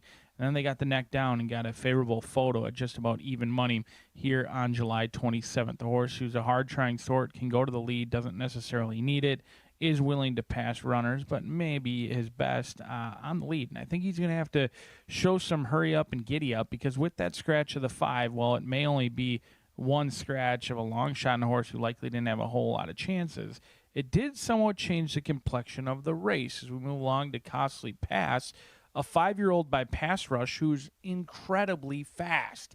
Speed is the way that this 5-year-old wants to go. Costly Pass is quick, and one thing of many that Mitch Merle's great at is getting horses out of the gate, getting them on the lead. He had a win with July 10th aboard Costly Pass, in which they made every pole, winning one. They're very, very fast. And if Socorro's Prayer takes back, it may be tough to push Costly Pass, especially with that scratch. So you might have a scenario in which you've got a heavily backed favorite at 2-5, but Costly Pass is a nice horse in his own right. Now, he certainly doesn't present the class that Socorro's Prayer has done or has faced the competition, but he beat Oil Man last time out, and that's saying something. Oil Man just ran huge in a win, actually. He was moved up via disqualification, but he had a good effort, hard try, and for Costly Pass to kind of run away and hide from Oil Man last time out, he's certainly a player in here, and he's bound to be a big factor, 3-1 on the board. A horse who could get a great trip if those two go wild is Q's Got Class. Gennaro Garcia, Marcelino Pedrosa Jr. You've got our leading trainer, along with Marcelino Pedrosa, with another consistent sort who needs to make up about 2.5 lengths on Costly Pass. But again, if the 4 and the 6 do go crazy, Q's Got Class with a veteran rider like Marcelino Pedrosa Jr. can certainly take advantage. He did have a very good trip on June 23rd. He was just kind of outrun late by Catch a Night Train. Maybe came back just a little bit quick on that 13 days rest. He's been given substantially more time off. He should be feeling good, and he could potentially be a separator in this late Fire 5. So let's take a look at how we navigated through this ticket in here. I found the late Fire 5 maybe a little bit more compelling than the early Pick 5. We have seen quite a few favorites come home to roost thus far through the first 3 races. I think that will change as we step on the turf course in some very challenging races in races 5 and 7. We're going to use the top 3 selections in here. Many people are going to lean into Socorro's Prayer. I would not blame you. I do think the 6 and the 7, because of the race complexion, deserve a look in this spot. Race 5 is a challenging one at that. You've got 2-year-olds on a good turf course. That's a race that you want to spread out, hope for some chaos. In the 6th race, we'll use 5, 7, and 8. Another challenging sort in here. You've got horses going 1 mile. I'll use 5, 7, and 8. Gravy could be the separator of that group. Tracy Wisner winning at 20%. She had an awesome season last year. Looks to have another good season this year, winning at 20%. Wisner owns and trains. Hannah Leahy going to be aboard as well. We'll see if that Gray can get the job done. Gray V at 4 years old is the fellow Gray is on your screen right now. The rider is getting set for the leg up in here. Micah Meek's going to be aboard. That good-looking Gray Eclipse, 3-year-old by calculator. But in this Pick 5 sequence, we're going to single in the finale.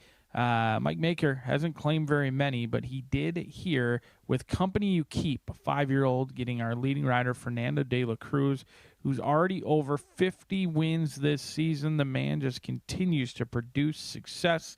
And Mike Maker, Hall of Fame trainer in his own right, is going to hope that this $5,000 claim can ring true for Truman Racing Stables. Been laid off for a little bit of time.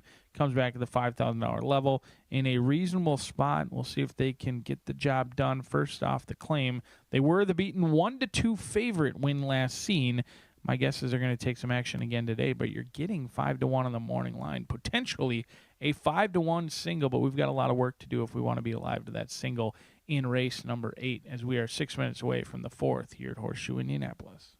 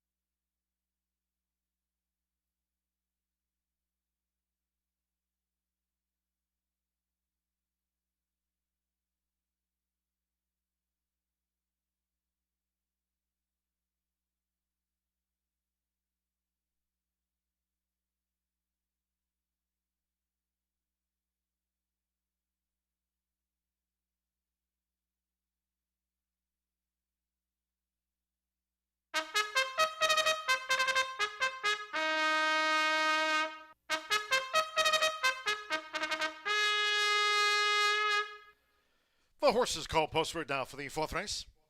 This state-bred sprint, carded at 5.5 furlongs, a field of 6. Number 5, Sombeye King, has been scratched. Scratch number 5, Sombeye King from the race card. No rider changes. Number 3, Gray Eclipse, add 3 pounds to the program weight. Exacta, Trifecta, Superfecta, Double Pick 3, start to the 50-cent Late Fire 5.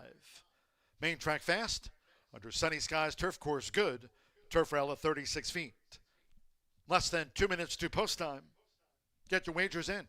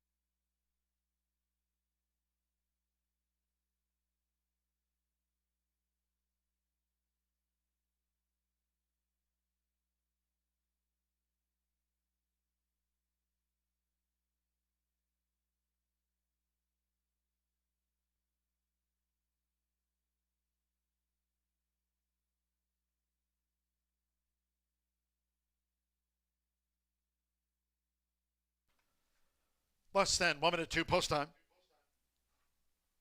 The horses are approaching the starting gate.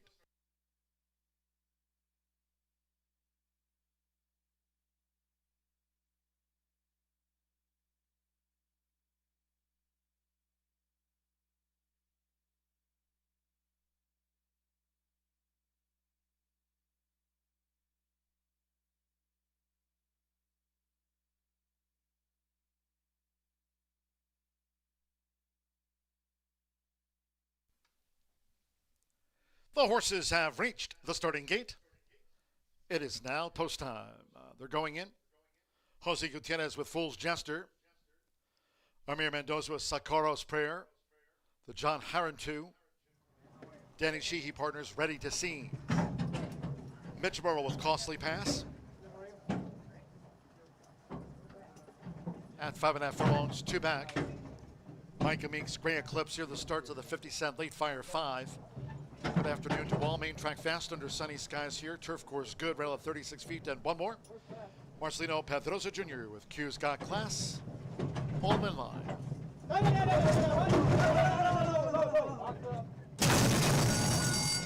And they're off. Sakara's Prayer appeared to bobble at the start, but is going out toward the front despite the bobble. Q's Got Classes in the red cap and toward the inside. Fool's Jesters, they make this run past the half-mile pole. Costly Pass takes back off of heels. Gray Eclipse is right there in the leading quartet. Costly Pass looking to get back on track and keen on the far outside. And the one detached, Ready to Seize with no early speed as they round the far turn. It's Sakara's Prayer. Sakara's Prayer takes them through a quarter in 22.37 seconds with Amir Mendoza.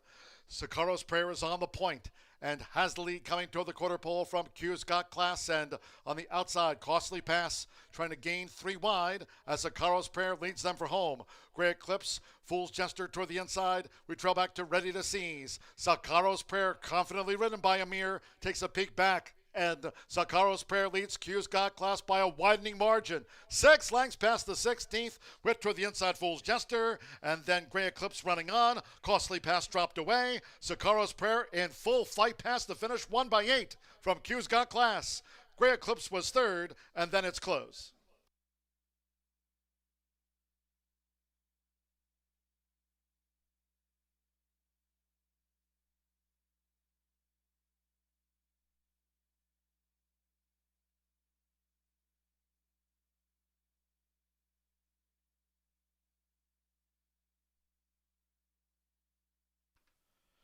.103.61 after the State Bred Sprint. At 2-5 for Sakara's Prayer. Ran the others right out of the frame. Sakara's Prayer, Amir Mendoza for John Harron. Harron Thoroughbreds. Leading owner silks this meet. There's Sakara's Prayer at 2-5. All alone.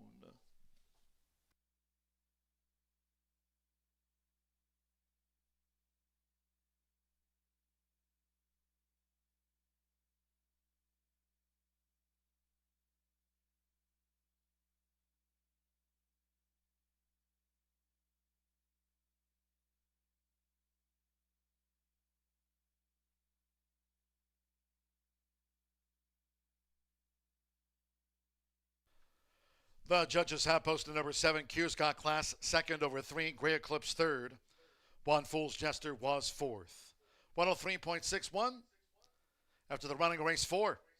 Sakara's Prayer is beaten home, Q's Got Class, Gray Eclipse, and Fool's Jester.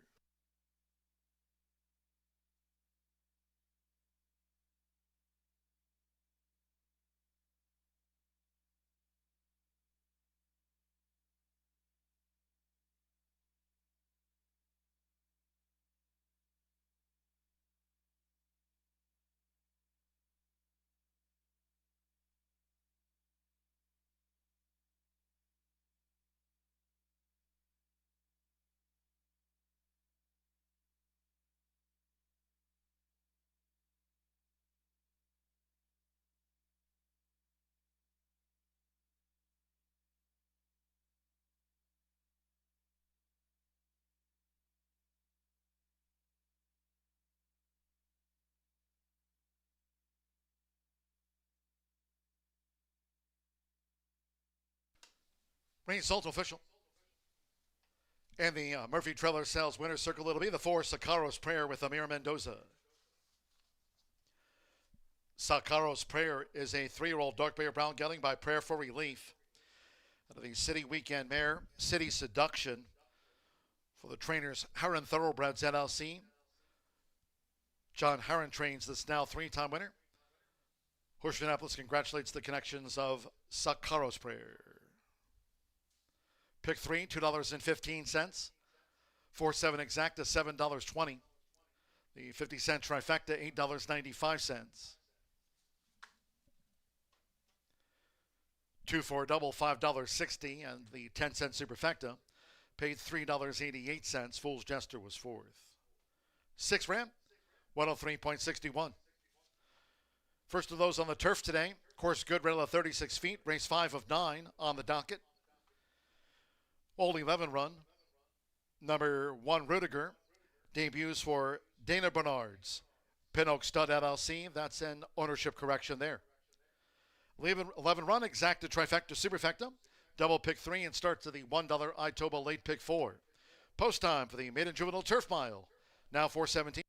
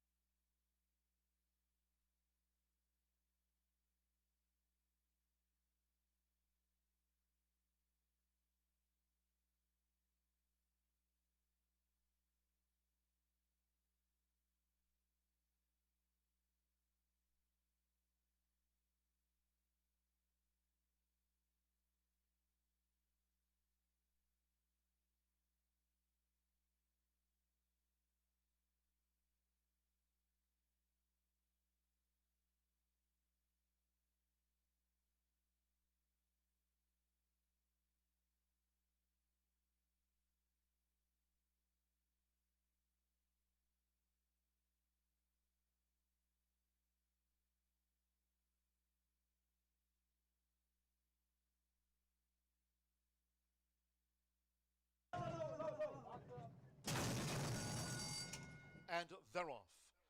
Sicaro's Prayer appeared to bobble at the start, but is going out toward the front despite the bobble. Q's got classes in the red cap and toward the inside. Fool's Jesters, they make this run past the half-mile pole. Costly Pass takes back off of heels. Gray Eclipse is right there in the leading quartet. Costly Pass looking to get back on track and keen on the far outside. And the one detached, ready to seize with no early speed as they round the far turn. It's Sicaro's Prayer. Sicaro's Prayer takes them through a quarter in 22.37 seconds with Amir Mendoza. Sicaro's Prayer is on the point and has the lead coming toward the quarter pole from Q's Got Class, and on the outside, Costly Pass trying to gain 3 wide as Sicaro's Prayer leads them for home. Gray Eclipse, Fool's Jester toward the inside. We trail back to Ready to Seize. Sicaro's Prayer, confidently ridden by Amir, takes a peek back. And Sicaro's Prayer leads Q's Got Class by a widening margin. 6 lengths past the 16th. Wit toward the inside, Fool's Jester. And then Gray Eclipse running on. Costly Pass dropped away. Sicaro's Prayer in full flight past the finish, won by 8 from Q's Got Class. Gray Eclipse was 3rd. And the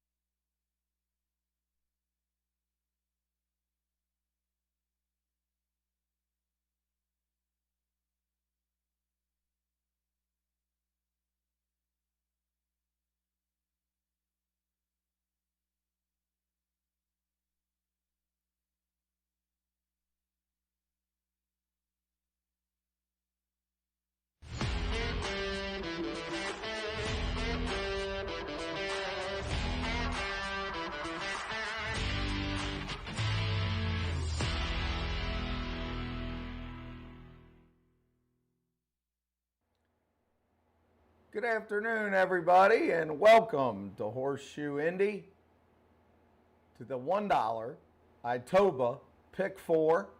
I am FBG Dan Cronin. Let's get to it. It's so beautiful outside. We have got to get some winners today. All right, I am starting right here, right now with a single. I'm single in the 7 Blue Law. For Riley Mott, we get Torres to ride. We got the blinkers on. This horse is a Constitution shipping in from Saratoga. That race should have been a lot better than this race. We'll find out soon. 4-1 on the morning line. I don't think it'll hold. I sure hope it does. Not only will I single, I will also be betting straight on Blue Law. So, if we can get this single home, the next race, I got a massive spread race. 1, 2, 3, 5, 7, and 8. I have no real opinion in this dirt mile. There's a bunch of them that can win, so I wanted to take a bunch of prices. Hunted Prayer on the rails, 15-1. We got Turbo Man, the 2 at 9-2. We got Reiteration at 5-1. Then we got Concho's Prayer, probably going to be the favorite. I would guess going to be the favorite, if I had to guess. Then we got Gray V and 4-Star General, the other one vying for favoritism. So 1, 2, 3, 5, 7, 8. But again, no real opinion there. That's why we're spreading out like mad. Bigger players probably hit the all button. Smaller players, you got to make some decisions. Maybe cut that to 3, 5, 7, 8. But it's a hard one. It's a hard one to split. So now we get to the Turf Maiden Mile. This one is a really solid race. Dade County, 6-1 on the inside with speed. I'm hoping can go right to the lead and turn the tables on unresponsive. But I'm also using the 6 unresponsive. I'm not crazy. Probably going to be 8-5. Another one that's got speed, going to be up close. So you got 2 horses that are going to be up close. So I got a closer, Most Amazing, going to come flying with Sheehy. I'm hoping lays back, blasts home, 8-1. That's a perfect price for a pick 4 or pick 5. And now we got the 9 Thiever. Why Thiever at 15-1? Well, it's a Hawthorne shipper. We're not sure where this one fits yet, neither is anybody else. So, going from 5.5 to a route, maybe the horse pops the gate, gets in front of the 2 speeds, and never stops at a monster price. So, that's why I got speed horses, I got stalkers, and I got a big price dead closer. So now, we got plenty of budget. We can take 4 horses here in the last leg, and we are going to. We're going to start with the 1, Revs Metal at 4-1. The 2, Monumental Justice. They both fit, they both figure, they're both going to be in that 2 to 3-1 area. So we got to take a couple prices here. We got to take shots. I always say if you don't take any shots, you can't ever hit the moon. You got to take a few. Coach Knight is one of them. Going to be 8 or 10-1 for Garcia. On the drop, maybe we get lucky. He drops in and wakes up, and you get a $20 horse. Then you got Company You Keep for the 5 at 5-1. So we got prices. We got some favorites. We're under the $100. We're 6 times 4 is 24 times 4. We're at 96. We're under the $100. So we're ready to go. So we've got to get Blue Law home here. Torres, I got to be screaming when you turn for home. Don't fall off.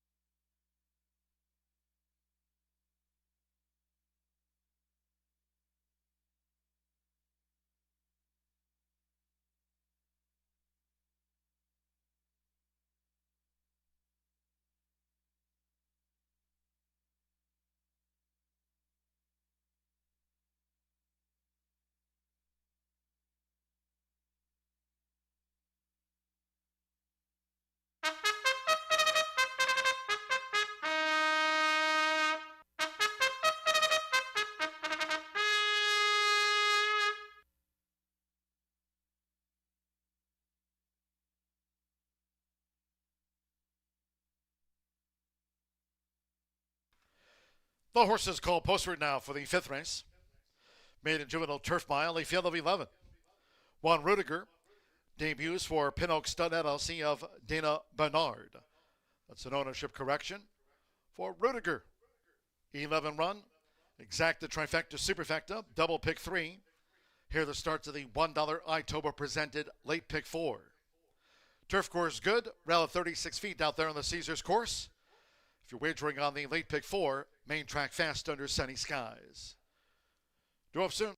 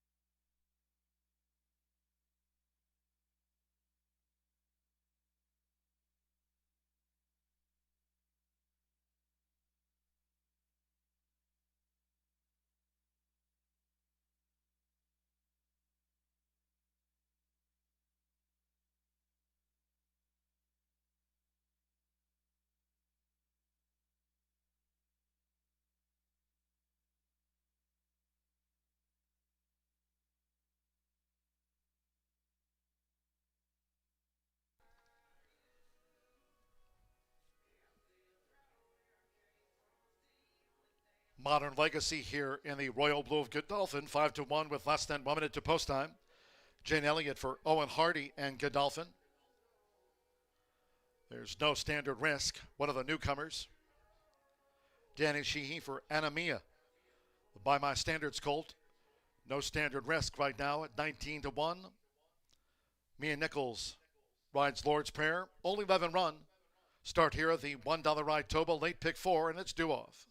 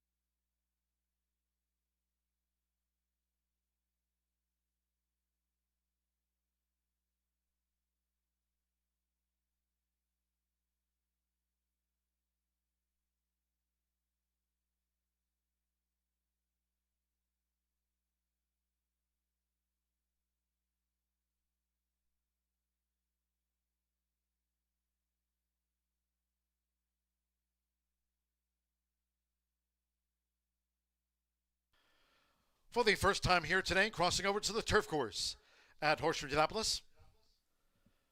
Maiden juveniles approaching the mile start.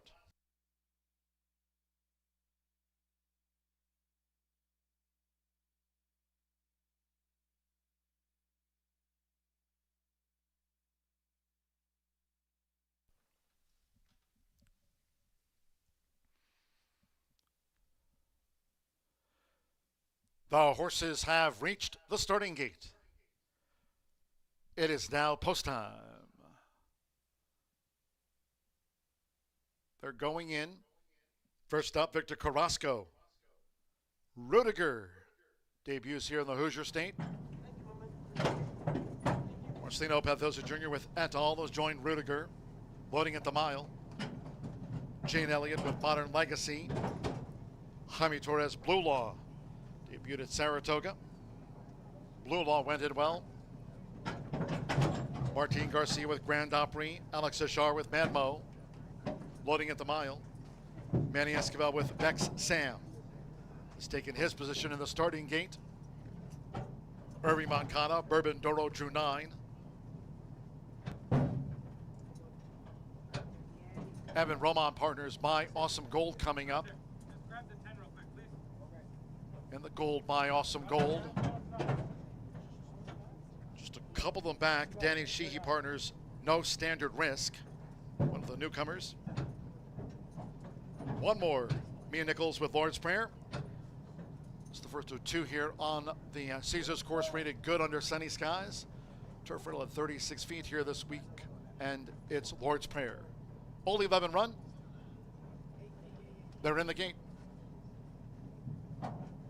Ready?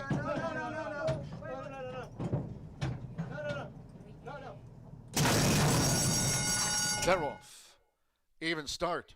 Toward the inside, Grand Opry strides away nicely along with My Awesome Gold, who's right there vying for the early lead. And Lord's Prayer in the purple cap is another that's well up as they make their way toward the first turn with Evan Roman. My Awesome Gold at 38-1 leads out to the stretch from Grand Opry, and they have 6 furlongs to go. Lord's Prayers between horses, joined on the outside by Mad Mo as these leaders go to the back of the course. Toward the inside is Beck Sam in a white cap, joined by et al., who's making headway as they make this backstretch run. On the outside, into the hands of Jane Elliott, is Modern Legacy in the royal blue of Godolphin. Then it's a break of 2 more. Settled for Jaime Torres, Blue Law here in the mile. Nearest the inside, the newcomer Rudiger stays magnetized toward the rail. And then after Rudiger, the trillers are nearest the inside, No Standard Risk and Bourbon Doro. The quarter was 24.16 seconds, inside a half mile to go. And it's long odds My Awesome Gold. 49.14 for the second part. My Awesome Gold, 2 lengths in front of Mad Mo, who tracks. Grand Opry running in third. Lord's Prayer being asked to pick up now by Mia Nichols. Then comes Wide et al. Beck Sam has been saving ground. On the outside is Blue Law. Blue Law is some 9 lengths off these leaders as the maiden 2-year-olds turn for home. Modern Legacy is in behind a wall, with Rudiger toward the inside, who's been saving ground. Far outside, Bourbon Doro and No Standard Risk among the back markers. 3/4, 1 minute 14.42 seconds. Mad Mo has stormed to the front for Alex Ashar, and Mad Mo is fleeing the scene. Beck Sam is running on into second along with Modern Legacy and Rudiger. It's Mad Mo. Mad Mo won by 7 from Modern Legacy. Beck Sam was third, and then Rudiger along with next across the finish, No Standard Risk, along with et al.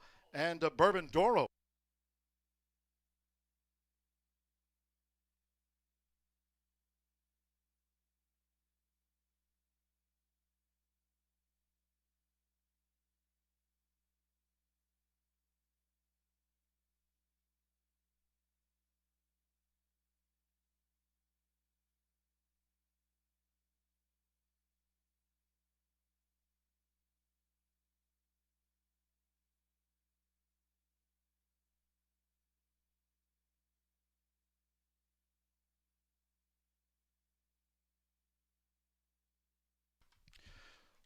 .140.82 after the maiden juvenile turf. 140.82, Alex Ashar. Hands and heels, Mad Mo. 7-2, right down to the maiden ranks here in the turf mile. Mad Mo.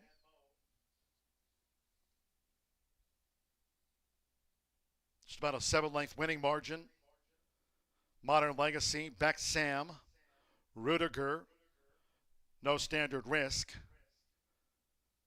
We're standing by for the second, third, and fourth from the judges. Mad Mo, clear-cut win. Alex Ashard, John Enos, and Mark Arnold, the son of Mo Donegal. There's Mad Mo. Starts the late pick 4.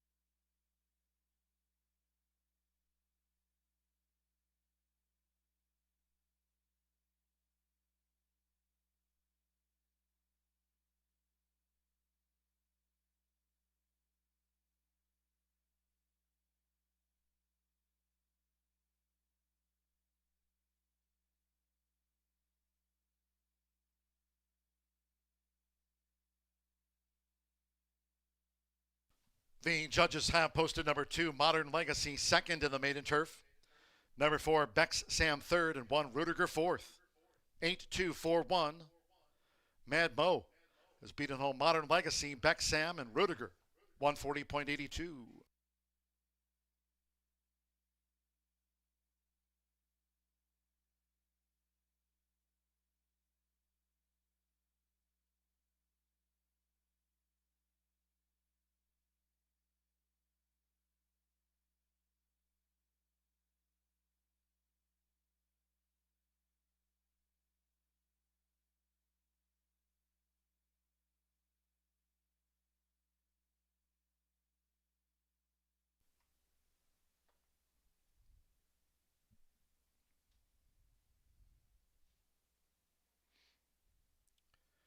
Returning to the Murphy Trailer Sales winner's circle, number 8, Mad Mo with Alex Ashar. Mad Mo is a 2-year-old bank colt by Mo Donegal. The Court Vision mare, Line of Vision, Johnny Innes trains or owner Mark Arnold. Getting off the mark in his 4th career start. Horseshoe Indianapolis congratulates the connections of Mad Mo out to the maiden juvenile ranks.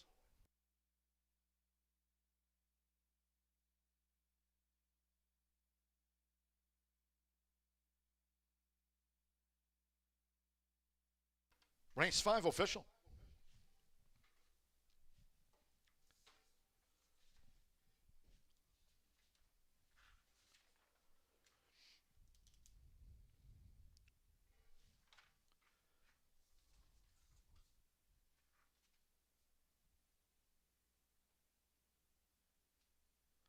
The A2 exacta paid $54.40. 50-cent trifecta, 8-2-4-3, $34.80. 4 and 8 double paid out $21.80. Rudiger was 4th. 10-cent superfecta, 8-2-4-1, $753.79. 50-cent pick 3, $6.15. There's the payout on the $1 early pick 4, $22.40, 4 out of 4. The 50-cent early pick 5, low 11.99% takeout daily, 5 out of 5 for $217.50. In the maiden juvenile turf mile, Blue Law unplaced favorite, all 11 ran, 140.82, course good, 36 feet. 21 minutes away, race 6 in the mile. There are no changes, 8 run. No changes in the next. Exacta trifecta superfecta. This one features the 10-cent grand high 5, first pentafecta featured of the day on the mile. Double pick 3. Post time now set for 4:51.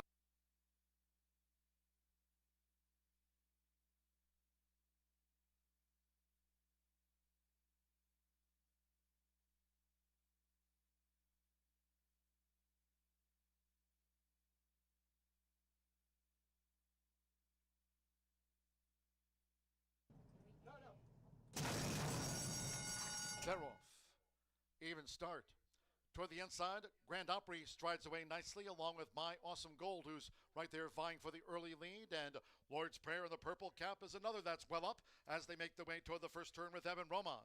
My Awesome Gold at 38-1 leads out to the stretch from Grand Opry, and they have 6 furlongs to go. Lord's Prayers between horses, joined on the outside by Mad Mo as these leaders go to the back of the course. Toward the inside is Beck Sam in a white cap, joined by Et al., who's making headway as they make this backstretch run. On the outside, into the hands of Gene Elliott, is Modern Legacy in the royal blue of Godolphin. Then it's a break of 2 more. Settled for Jaime Torres, Blue Law here in the mile. Nearest the inside, the newcomer Rudiger stays magnetized toward the rail. And then after Rudiger, the trillers are nearest the inside, No Standard Risk and Bourbon Doro. The quarter was 24.16 seconds, inside a half mile to go. And it's long odds My Awesome Gold. 49.14 for the second part. My Awesome Gold, 2 lengths in front of Mad Mo, who tracks.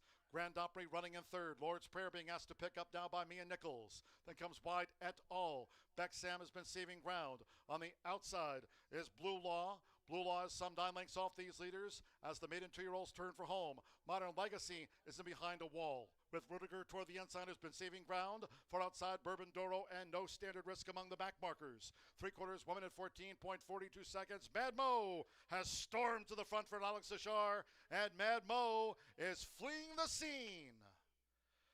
Beck Sam is running on into second along with Modern Legacy and Rudiger. It's Mad Mo. Mad Mo won by 7 from Modern Legacy. Beck Sam was third, and then Rudiger along with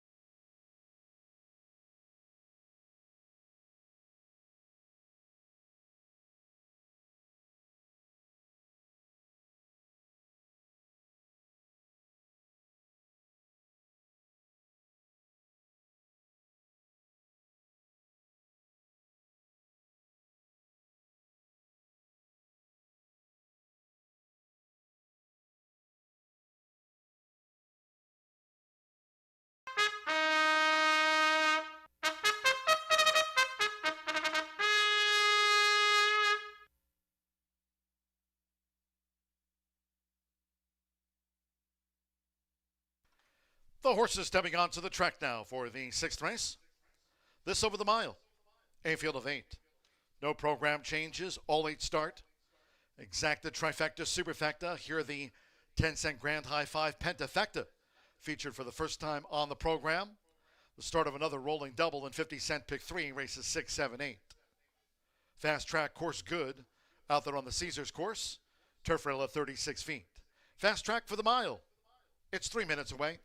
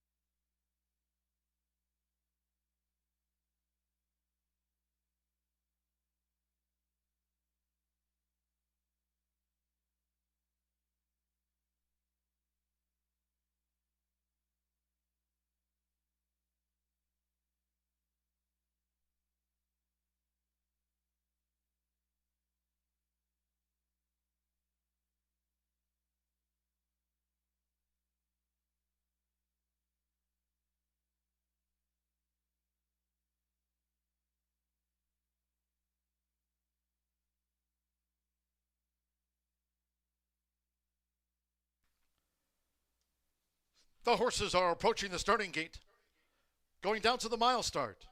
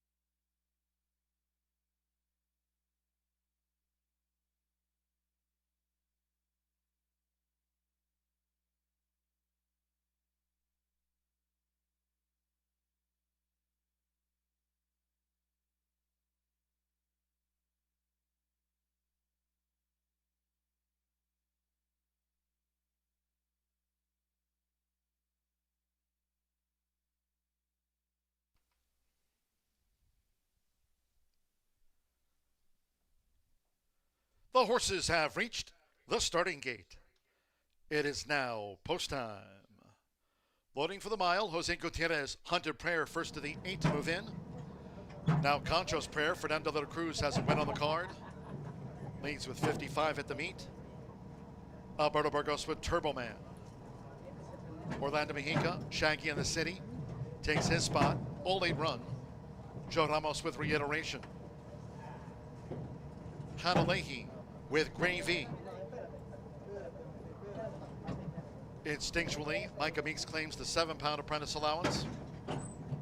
Stand by one more. Santo Sanjor with 4-Star General. They're in the gate. They're off.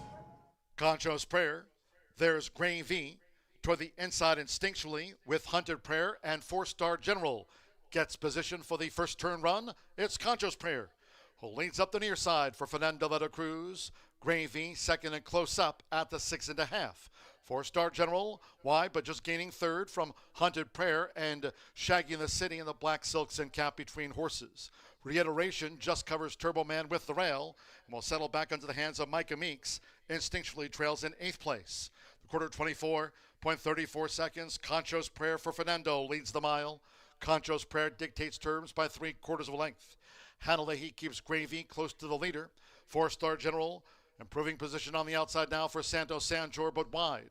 Concho's Prayer, Gravy, and 4-Star General the top 3. Hunted Prayer, Reiteration is 5 lengths off this leader.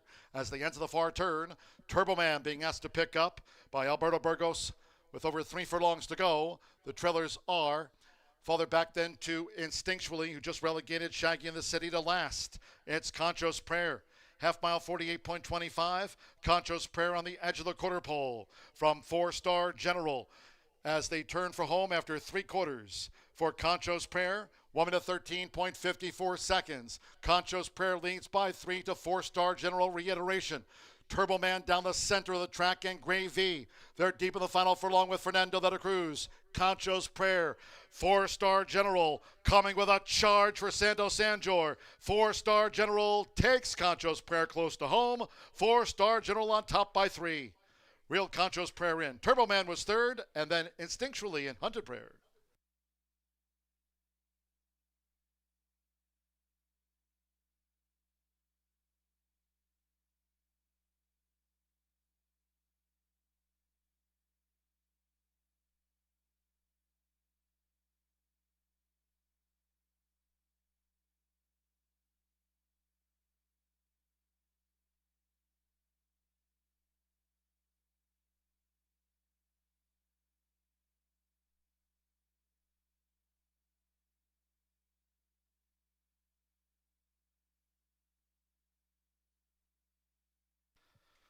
One 40.51 after the mile. Unofficial. 8-5-2-4-1. 4-Star General. 2-1 first. Number 5, Concho's Prayer. 9-5 favorite was reeled in by 4-Star General. 2-1 second choice takes out the mile. 2 Turbo Man. 9-2 third. At 40-1 the 4 Instinctually was fourth. 1 Hunted Prayer fifth.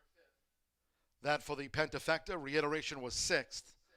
We trail back to Gravy and Shaggy in the City. Santo Sanjor for Bob Gorham, the son of General A-Rod. For Marion F. Gorham Revocable Trust. 4-Star General, as Racing Rachel said, we salute your dapple, sir.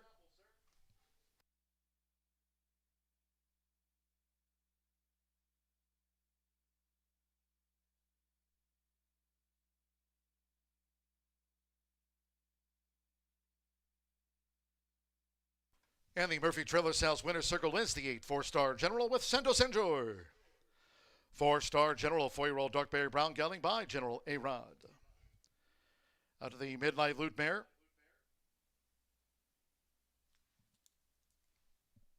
Midnight in Positano. Bob Gorham trains for Marion F. Gorham. Revocable Trust. It's official.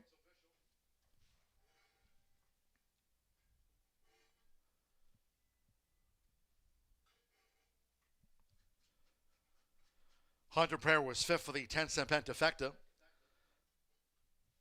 8-5 exacta 17-20, 50-cent trifecta. 8-5-2, 13-20. Pair of eights for the double, 34.80. The pentafecta, there's that result, $99.43. Four-star general capped off a pick 3 featured. Races 4, 5, and 6 for $16.60. Instinctually ran 4th in the mile. Hunter Prayer 5th. The 10-cent superfecta, $36.89. Favorite was second. All 8 ran, 140.51. 21 minutes away, race 7 in the maiden turf mile.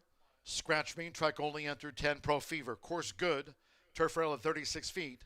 Scratch the main track only entered. That's the 10 Pro Fever. Will not run. No other changes there. Maiden turf mile. Exacta, trifecta, superfecta, pentafecta. Starts the $5 last call. Thoroughbred double. Final pick 3 featured on the day. Post time 5:21. Just to remind all of our Horseshoe Indianapolis fans, next live race card will be on Wednesday. In fact, Wednesday and Thursday cards from 2:10. No live racing on Friday. Hope you can join us for an all-quarter horse card on Saturday, featuring the finals for the QHREI Stallion Service Auction Futurity and Derby. That coming up on Saturday. It's an all-quarter horse card from 10:45 a.m. this Saturday.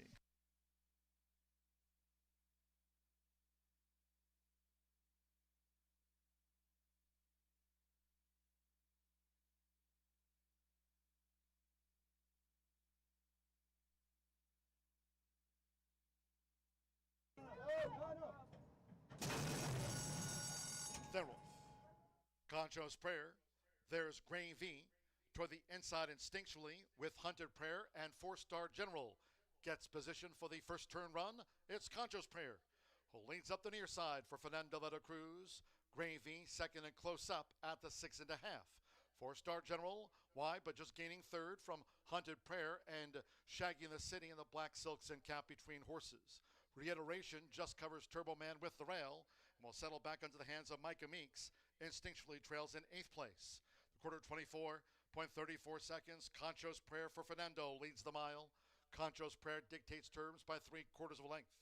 Hanalehi keeps Gravy close to the leader. 4-star General improving position on the outside now for Santos Sanjor, but wide. Concho's Prayer, Gravy, and 4-star General the top 3. Hunted Prayer, reiteration, is 5 lengths off this leader. As they enter the far turn, Turbo Man being asked to pick up by Alberto Burgos with over 3 furlongs to go. The trailers are farther back then to Instinctually, who just relegated Shaggy in the City to last. It's Concho's Prayer. Half mile 48.25. Concho's Prayer on the edge of the quarter pole from 4-star General as they turn for home after 3/4. For Concho's Prayer, 1 minute 13.54 seconds. Concho's Prayer leads by 3 to 4-star General. Reiteration. Turbo Man down the center of the track and Gravy. They're deep in the final furlong with Fernando de la Cruz. Concho's Prayer. 4-star General coming with a charge for Santos Sanjor. 4-star General takes Concho's Prayer close to home. 4-star General on top by 3. Real Concho's Prayer in. Turbo Man was third, and then Instinctually in Hunted Prayer.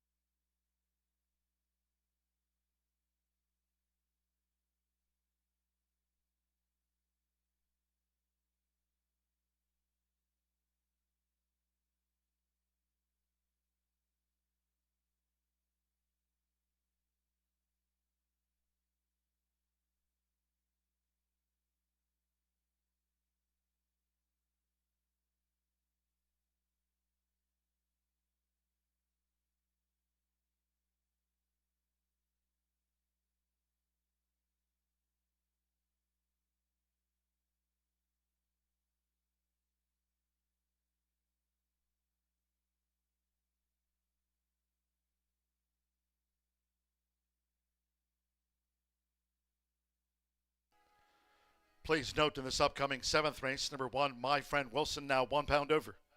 In the 7th race ahead, mid and turf mile, number 1, My Friend Wilson, 1 pound over.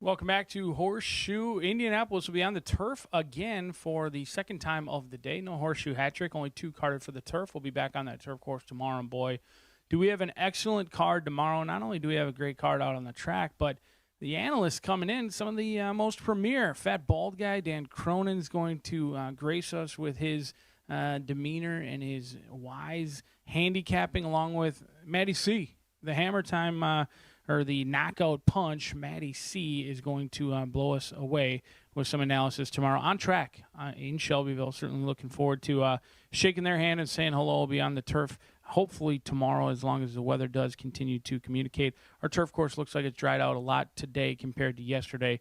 Not too many closed in our lone turf race of Mad Mo, kind of a runaway winner on the front end. We'll see if that continues or if that changes as we approach race number 7. Scratch number 10, Pro Fever, is out of this event. A very even betting board. I thought this was a challenging race to handicap 3-year-olds, all bred in the state of Indiana on the turf, many of them trying the turf for the first time. 1 mile going to be the distance. I'm going to lean into Money Monday. We may be on a Tuesday, but Money Monday is trying to get the money in here. A 5-year-old gelding who's 0 for 12, 1 second-place finish, 1 third-place finish in here. And no stranger to the turf course, 7 tries on the turf, winless in those 7 efforts. However, 1 second-place finish. Speed is the way to go for Money Monday, and Mitch Merrill may have celebrated a birthday yesterday, but he's been red hot the last 30 days. He's been picking up numerous wins. This is a horse who has no trouble getting to the lead. It's getting to the wire first. It has been elusive for this now 5-year-old, still looking for the first career victory. But it's just a speed play. It's as simple as that. I think Money Monday can go to the lead, has been run down in his last 2 starts, both at a mile and a 16th. But today, he should be alone up front, if not alone, just being able to set some reasonably fast fractions. So potential start number 13 could be the lucky one for Money Monday. But I was talking to my good friend Pat Semple. He loves handicapping and he loves golfing. So Trouble on the Green is his top selection in here for Tony Granitz, Marcelino Pedroza Jr. 0 for 4, trying the turf for the first time. Now, the breeding would suggest this horse might move up on the turf. Tony Granitz does a great job on both surfaces, but he especially excels on the turf, and he gets his main first call rider in here with Marcelino Pedroza Jr. The mare C. Mon Ami was all turf. She made all of her money on the turf. She banked over $250,000 on the turf as well. So this is a horse who certainly deserves a long look in this spot with Trouble on the Green. And currently favored in here. We'll see if Trouble on the Green can get the job done. Certainly cool, calm, and collected down here in the walking ring. Tony Granitz has his winner circle outfit on today. Current favorite. We'll see if that continues, making their turf debut. Shipping in from Tampa, coming in from Florida to try and get that Indiana money. We'll see if it does yield any results. But number 7, Most Amazing, you might have something to say about that. Mike Lauer had himself a very nice start to this week with a couple of handicap victories. 0 for 9 is this 3-year-old by Jack Milton. But when I see Jack Milton, there's very few sires that I immediately think of something. Curlin, you think of distance. There's some others that maybe jump off the page. Jack Milton, I think of turf all day long. And this is a horse who's trying the turf for the second time. Ran very well in the turf debut on June 9th. Ran awesome. Just could not catch Storm back. They were ultimately outkicked that day at 6-1. Danny Sheehy was aboard. He was also aboard on July 14th, in which they're really never seen. I think it's clear that this 3-year-old ultimately wants to be on the turf, and he's feeling good. He's kind of pulling the handlers around during the saddling and closure process in here. We'll see if Most Amazing can make good of his second try on the turf in start number 10. But another intriguing betting board in here. 5-2, your current favorite right now. A horse trying the turf for the first time. You've got 9 of them, with that scratch set to go to the starting gate. They'll go 1 mile on the turf here in Shelbyville, Indiana. Certainly wish you the best of luck as we kick off that $5 late daily double, $5 minimum, 15% takeout. You can't win it if you're not in it, so good luck.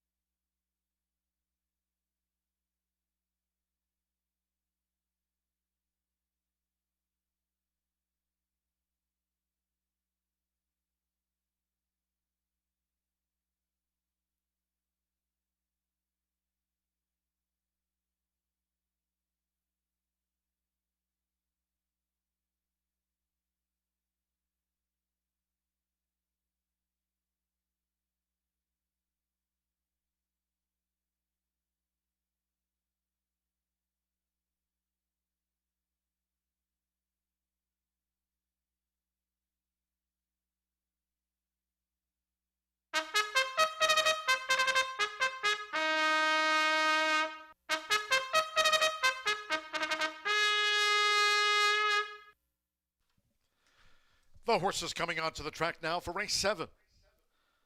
That's the second one on the turf course here over the mile. 9 maidens run. Scratch the main track only entered 10 Pro Fever. Scratch 10, no rider changes. 1 My Friend Wilson, add a pound to the program weight. Exacta Trifecta Superfecta. The maiden turf mile features the 10-cent Grand High 5 Pentafecta. First leg of the $5 Last Call Thoroughbred Double. Start of our final 50-cent rolling pick 3 of the day. 2 minutes to post time. Get your bets on. 2 minutes.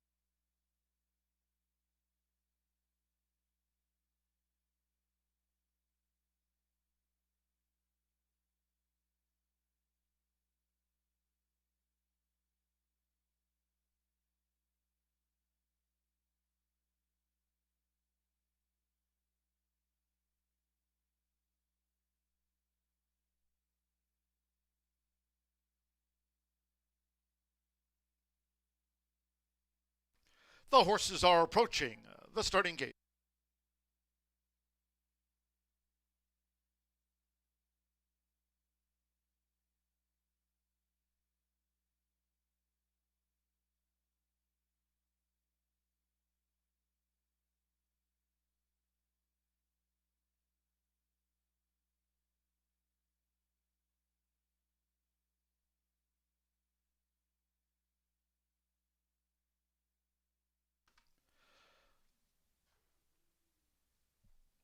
Crossing over to the turf course.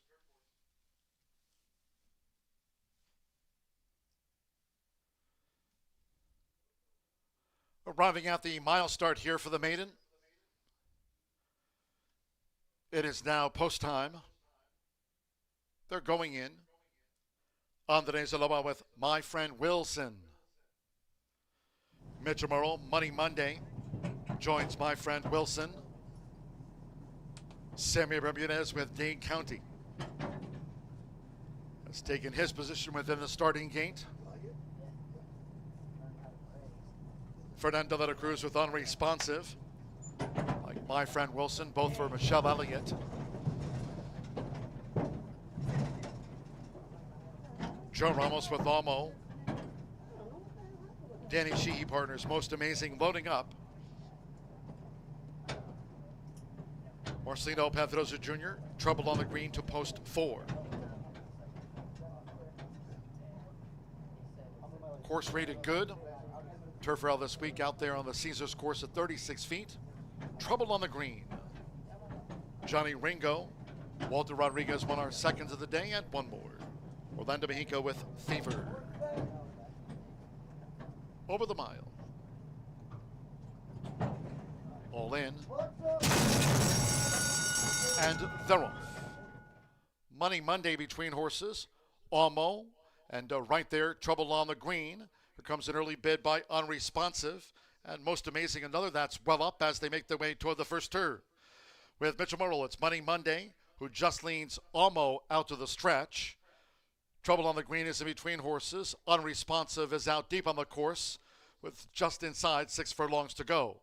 Dade County is in behind horses off of fields there. Dade County with on the outside.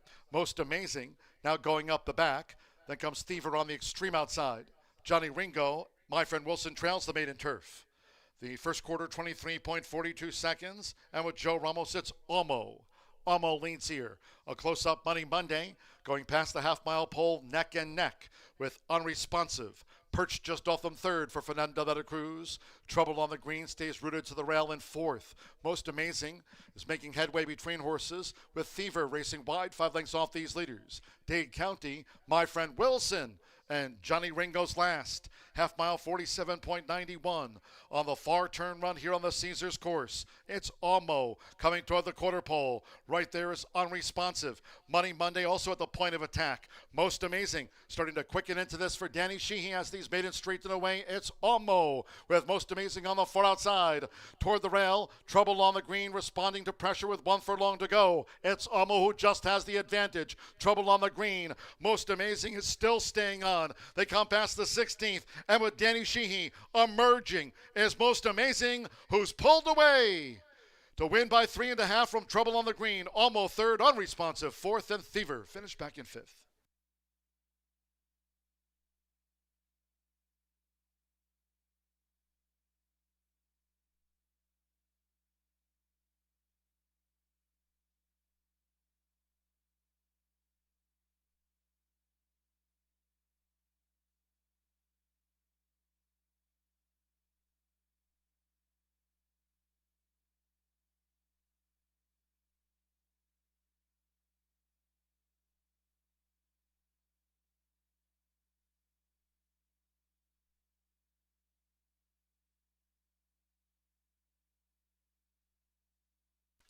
.24. Unofficial 7-4, 369 runs fifth. 7 Most Amazing first. 5-2 maiden winner. Number 4 Trouble on the Green. 4-1 on the runner-up. 3 Almo at 5-1 was third.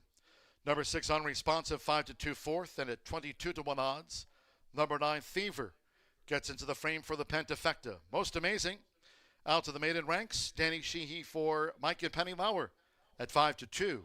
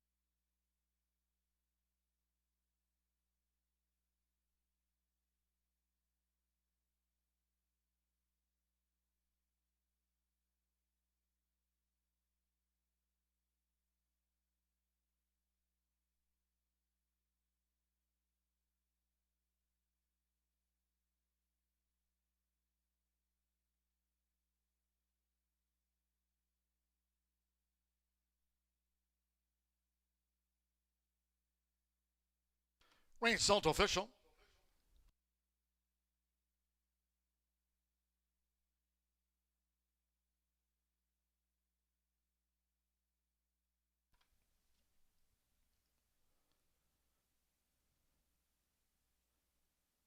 Returning to the Murphy Travel Sales Winner's Circle, number 7. Here's Most Amazing with Danny Sheehy. Most Amazing. 3-year-old Gray Roan Gelding by Jack Milton. Out of Miracles Take Time by Patio Prado. Mike Lauer trains for breeder owner Penny Lauer. Partner with Danny Sheehy. Horseshoe Indianapolis congratulates the winning connections of Most Amazing. Out to the maiden ranks today. Gets off the market his 10th start.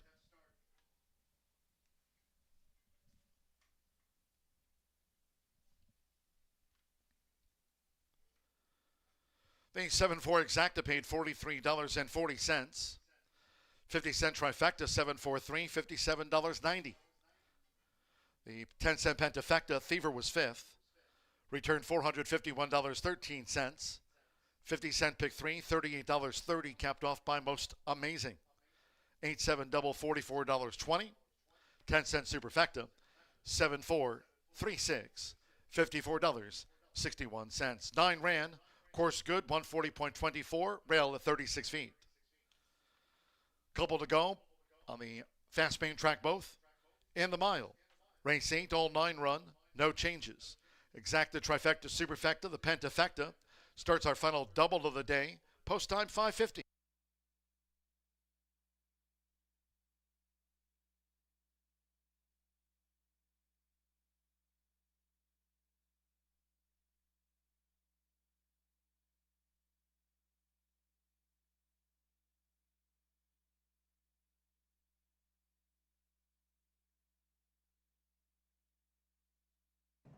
All in. And they're off. Money Monday between horses. Almo and right there, Trouble on the Green. Here comes an early bid by Unresponsive.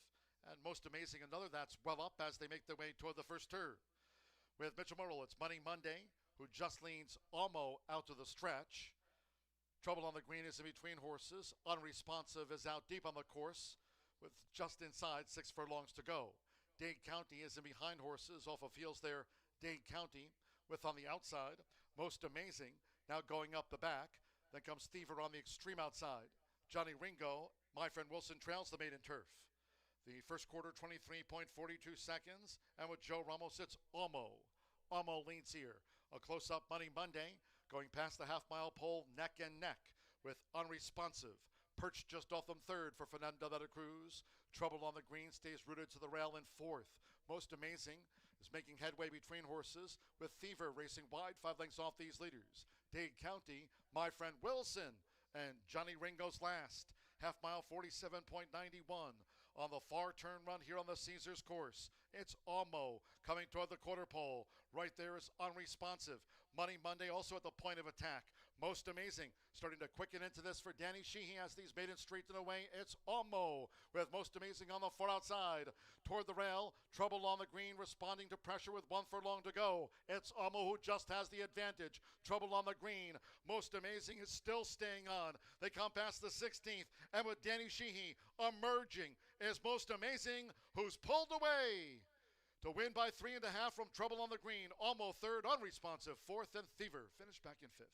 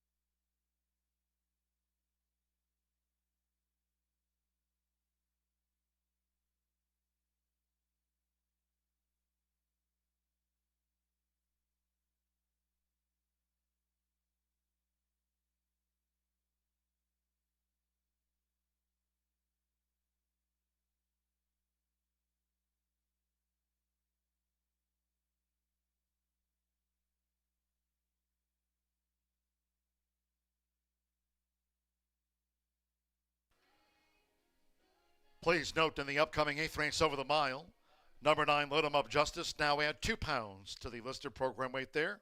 Makes it 114. That's in the 8th race ahead. 14 minutes away from the mile. 9, Load 'em Up Justice, plus 2 pounds.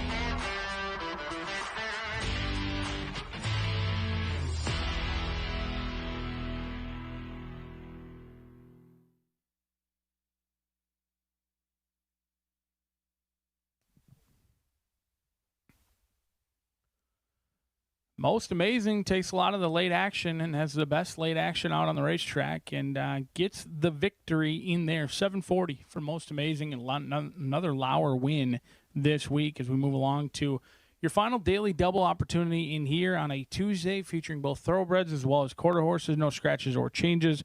1 mile going to be the distance. $5,000 claimers, a field of 9 set to go to the post.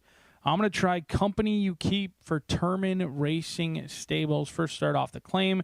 Claim for $5,000. I don't see Mike Maker claiming too often here at Horseshoe Indianapolis. I don't have any numbers or statistic to back that up. It's more or less just an opinion. And the question is, which Company You Keep are we going to get? Because he has been fairly inconsistent, which is likely why he's always been at the lower level claiming ranks. He was dominant at the 12,500 level April 21st, in which he won rather easily with the money signed on, as was he, as he went off at just below even money at about 4 to 5, and he dominated a field of 5 other foes. Then he came back at the 5,000, non-winners of 2, which would indicate was potentially an easier spot. Went off at 1 to 2 and just never got into the race. Mike Maker claimed him out of that race. Now he brings him back June 18th to August. So there's been a little bit of a time off. Does dangle him for a $5,000 tag in here. Make what you want of that. But I like most that Fernando de la Cruz, our leading rider, is going to be aboard in here for Mike Maker. We'll see if Company You Keep, which one are we going to get? Hopefully it's the winning variety in here, as he's bet down to favoritism at 3 to 2, at least early on in the wagering.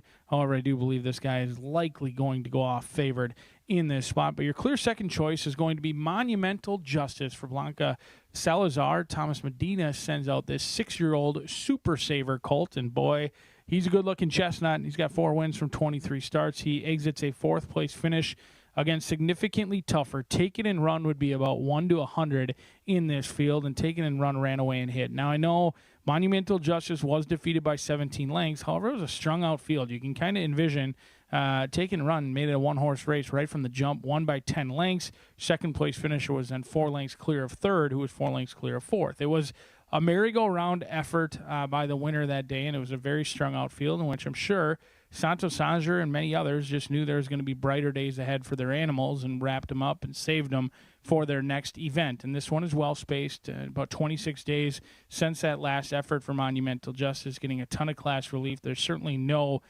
Take It and Run type horses in this race, but if you look down the running lines of who he's faced, man, he has run into some very tough ones. Highest memories even way back last year was a Win Machine at that time, and Vagold. Very nice Indiana bred as well. Jailhouse Justice just loves the turf for Tony Granitz, and then Take It and Run. So has faced a lot of tough animals, gets in for the $5,000 tag. And if you like this one, the last time they were in for a $5,000 tag, they dominated at nearly 2 to 1. You should get just that price, as a lot of the money is going to be focused between the 2 and the 5. But if you're looking for an upsetter, or you're looking for an outsider in here, I could draw your attention to Rev's Medal, Terry Phillips, Joe Ramos. Now, Joe Ramos usually rides for Mike Maker, and he was aboard that winning effort for the 5, but he lands in here with Terry Phillips, Rev's Medal, the 6-year-old with 4 wins, looking for that 5th victory and first victory of 2026. Did have 1 win last year in 2025. It came on the turf, so 2 of the victories have been on the turf, 2 have been on the dirt. On the dirt, though, he's run just fine. He was kind of involved in a unique situation here on May 2nd, which I'm not sure we'll ever see again, knock on wood. Eric, I don't believe in jinxes, but it was a unique situation in which we had a tire blow on the starting gate, and there's about a 45-minute delay, or what felt like a 45-minute delay, in which the horses were circling. He showed speed that day, ultimately did not go on with it, losing to Gizzoli. And then, much like number 2, he ran into Take It and Run. Take It and Run kind of ran away and hit. He only lost by 8 lengths, so if you're comparing lengths, the Deuce was defeated by 17 lengths, while Rev's Medal was only defeated by 8. Make what you want of that. But I do think there's a rider upgrade in here. Meeks off, Joe Ramos aboard. From a percentage standpoint, that is a rider upgrade. Turf to dirt in play, getting some class relief as well for Rev's Medal on the board at 9 to 1. Certainly a sneaky endeavor in this spot, because a lot of the money is going to be focused on the 2 and the 5. We'll see if it plays out how it looks on paper. Maybe the 1 and the 4 might sneak up and jump a big race. We'll see how it shakes out 5 minutes away from the final thoroughbred race before we give way to the talented Martha Clausen. I know she's been sitting around anxiously awaiting that 300-yard maiden sprint. She'll take you through it following this upcoming 8th race here at the Shoe.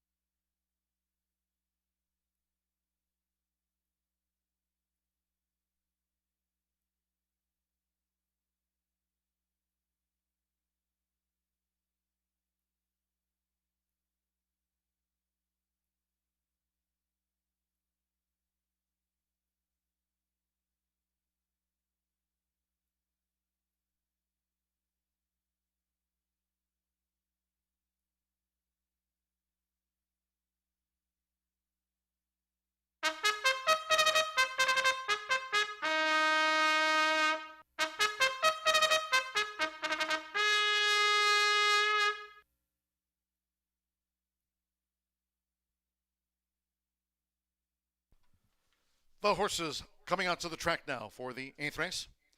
Here over the mile, a field of 9. Number 9, Let 'em Up Justice, 2 pounds over. Exacta Trifecta Superfecta, the 10-cent Pentafecta, start of our final double of the day. Fast track, 2 minutes.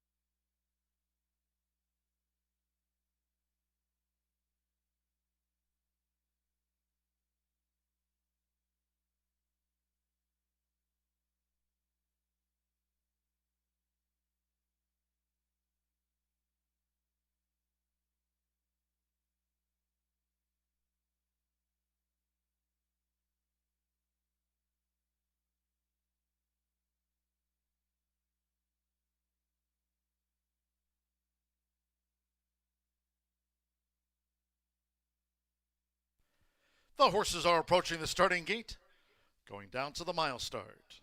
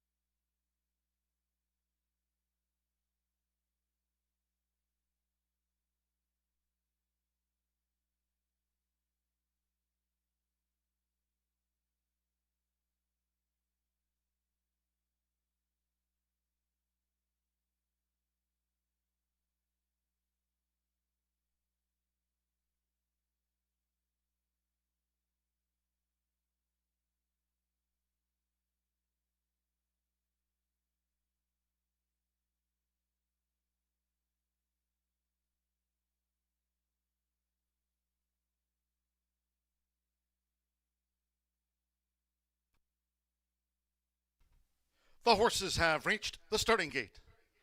It is now post time.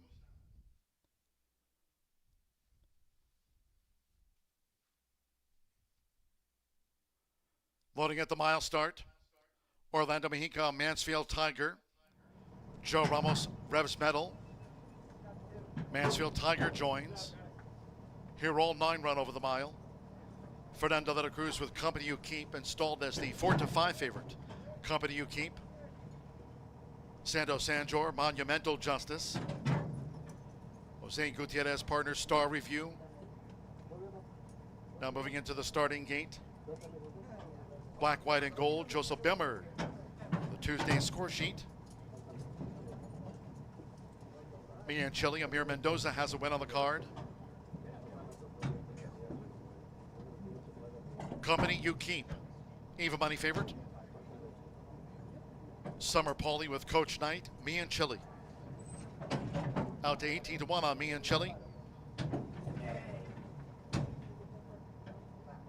Fast track here at Horseshoe Indianapolis for the mile.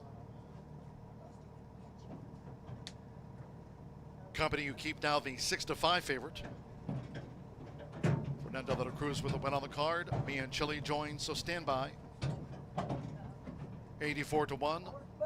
Load 'em up Justice. Micah Meeks claims the 7-pound apprentice allowance. They're in the gate.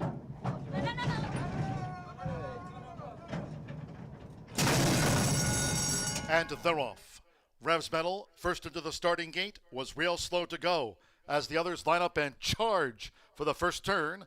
Toward the inside, it's Monumental Justice. Right there is Black, White, and Gold with the white cap as they make this first turn run. And on the outside, at long odds, Load 'em up Justice with an early bid as they go to the back of the track being led by Monumental Justice. So with Santo Sanjor, Monumental Justice generates the pace to Company You Keep, who's now gained second, making this backstretch run. To the inside is Coach Knight running in third, Black, White, and Gold in fourth. Me and Chile is fifth. Mansfield Tiger running in sixth. And then comes Star Review, joined out wide by Revs Medal, and Load 'em up Justice has now dropped back to last. The quarter was 23.97 seconds. Monumental Justice leads past the half-mile pole from Company You Keep, who tracks the leader there for Fernando de la Cruz. Half mile 47.98. Coach Knight is running third here in the mile, and they have 3 furlongs to go. So around the far turn, Monumental Justice the target for Company You Keep, who's trying to narrow the margin. 3/4 length apart between Monumental Justice and Company You Keep getting his cue. Coach Knight is now dropping back as they come to the quarter pole. Me and Chile starts to gain. Then further back to Mansfield Tiger, who strains away in fifth. 3/4 woman at 12.67 seconds with Santo Sanjor. Monumental Justice just clings on. Company You Keep on the outside. It's Company You Keep who's taking a short lead from Monumental Justice, who's not going down without a fight. It's Company You Keep kept to the task by Fernando de la Cruz. Company You Keep beats home Monumental Justice by a half length. Coach Knight third, and Mansfield Tiger edged out Me and Chile for fourth.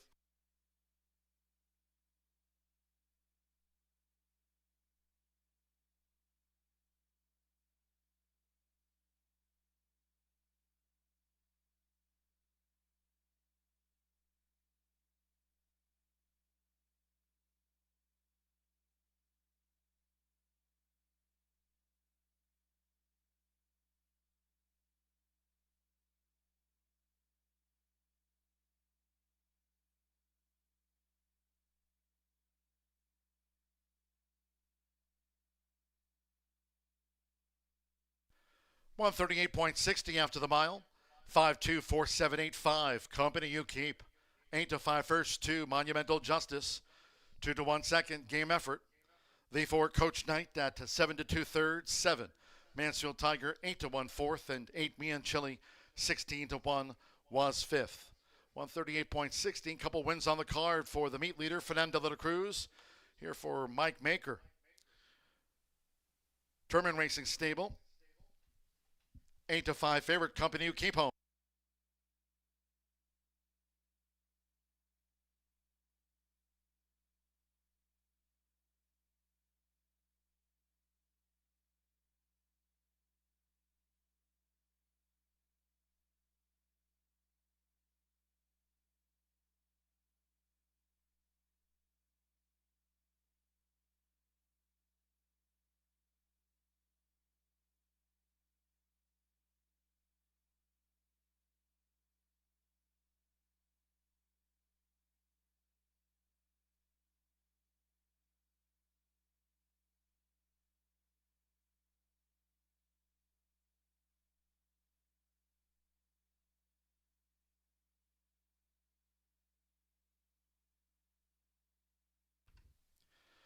Returning to the Murphy Trailer Sales Winner's Circle, number 5, Company You Keep, a running double for Fernando de la Cruz. Company You Keep is a 5-year-old chest and counting by Audible. Out of Wonder Stone by Super Saver, Mike Maker trains for Terman Racing Stable LLC of Frank Terman. Horseshoe Indianapolis congratulates the winning connections of Company You Keep. It's official.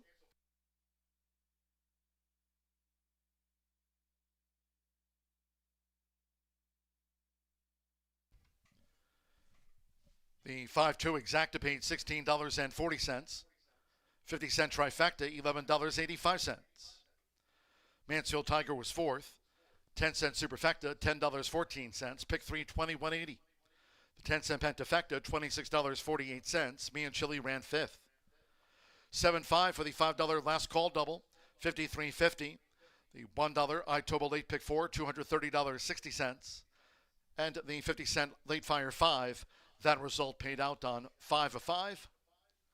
Low 11.99% takeout on the pick 5s here all season long. And the 50-cent lead fire 5 capped off by Company You Keep, $196.10. In the mile, favorite first, all 9 ran, 138.60. 17 minutes away, last of the day. Quarter horse maiden juvenile dash over the 300 yards. Fast track, and there's no wind with the flag at half-mast by order of the president to honor the memory and legacy of Dolly Parton, who passed away today. 9th race, all 9 run, post time 6:17.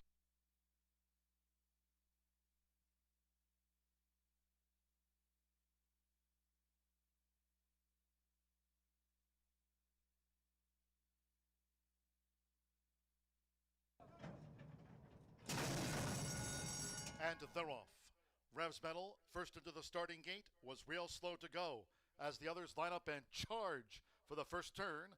Toward the inside, it's Monumental Justice. Right there is Black, White, and Gold with the white cap as they make this first turn run. And on the outside, at long odds, Load 'em Up Justice with an early bid as they go to the back of the track being led by Monumental Justice.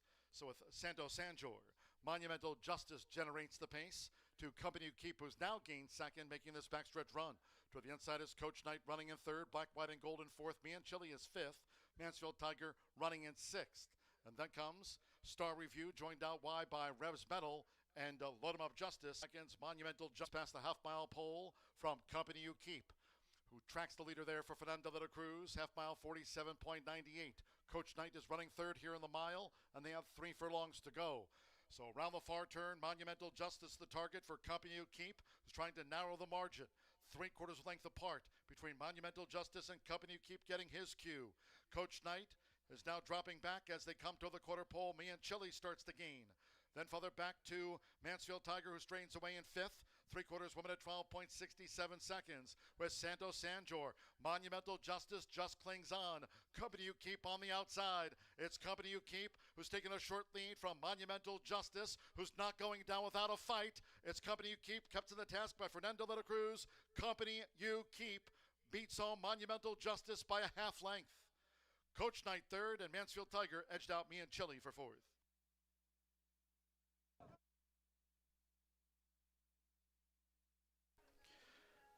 Ladies and gentlemen, for information in the 9th race, the late jockey change for 9, Tempt and Tell. This jockey change just in. All 9 will run. Number 9, Tempt and Tell, now make the jockey Carlos Ruiz Cortez. Carlos Ruiz Cortez rides the 3-race maiden. 9, Tempt and Tell in the quarter horse finale.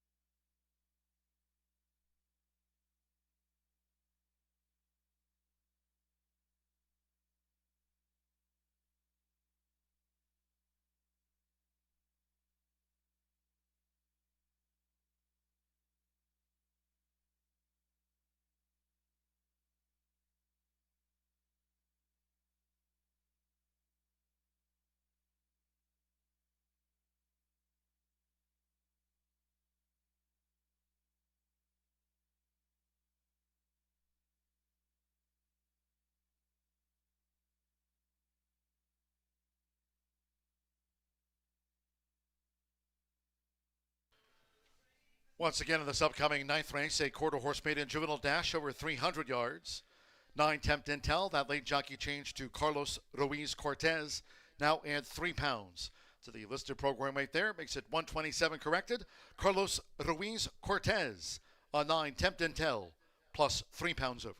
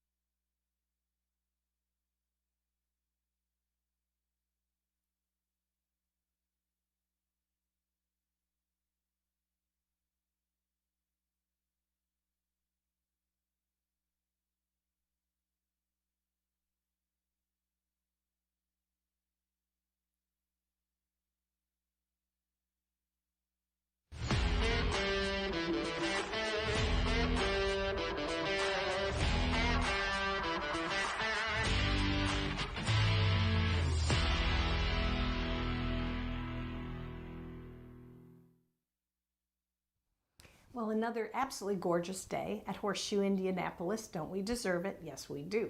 All right, you've seen some great thoroughbred action, but we're going to close out the card with a $17,000 maiden, quarter horse maiden for 2-year-olds. We have a field of 9, no scratches at this point, and a really good combination of horses that have a run in futurity trials, and then a few more that are making their debut. So always a nice mixture with these 2-year-olds. And let's go to the paddock and take a look at a few of them that I think have a real chance.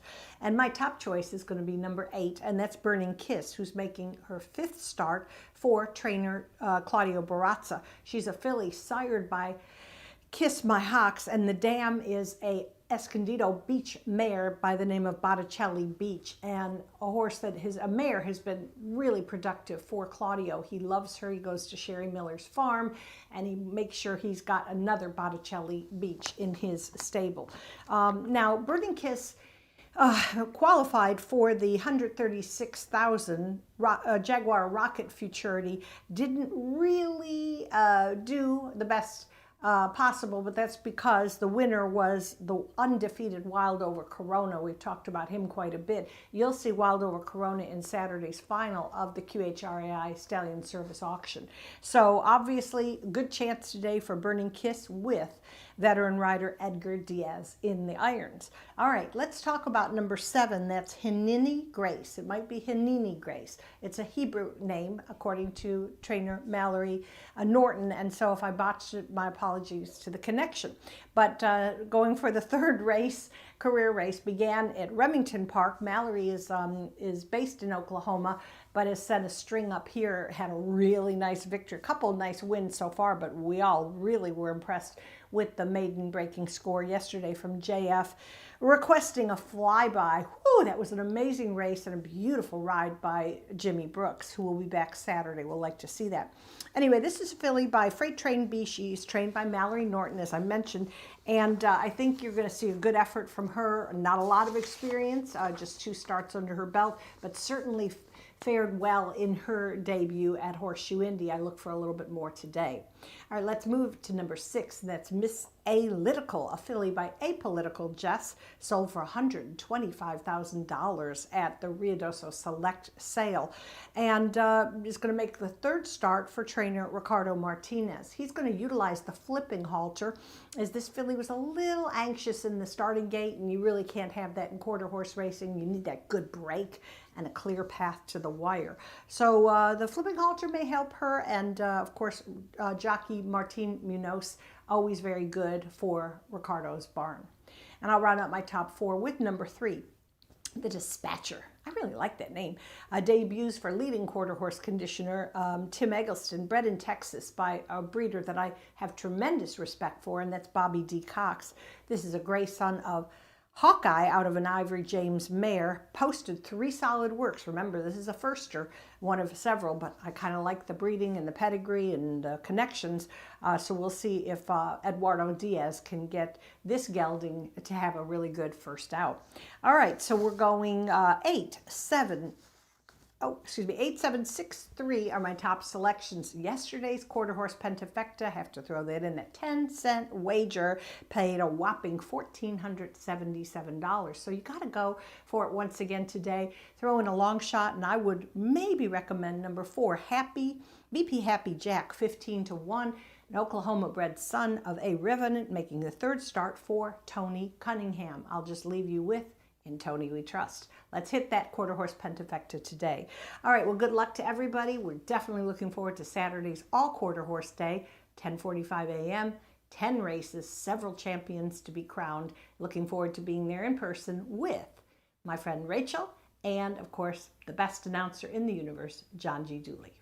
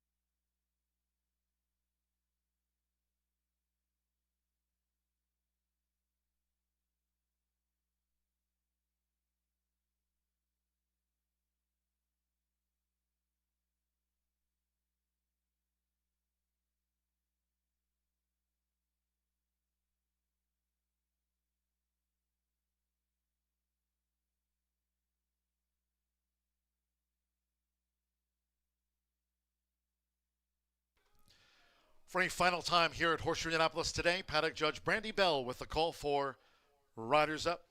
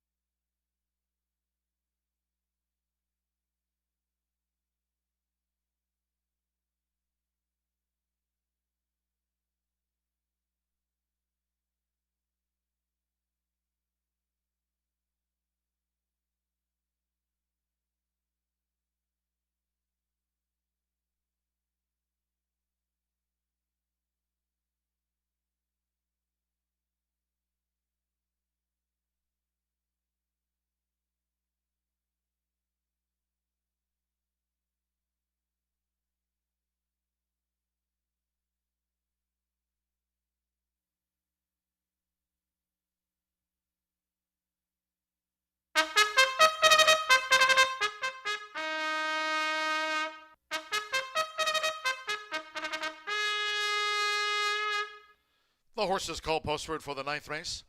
Just to close out the card, a quarter horse maiden juvenile dash over the 300 yards, a field of 9. Number 9, Tempt and Tell. Late jockey change made to Carlos Ruiz Cortez on 9, Tempt and Tell. Overweights, the 2 Miss Sweet Dynasty +4. The 4 BP Happy Jack +7. 5 Rockin' Secret is a pound over. 6 Missolitical +2 pounds. 8 Burning Kiss a pound over. And the 9 Tempt and Tell 3 over with Carlos Ruiz Cortez. All 9 run. Exacta Trifecta Superfecta. The maiden juvenile features the 10-cent quarter horse Pentafecta. Fast track, and there's no wind. DeWolf.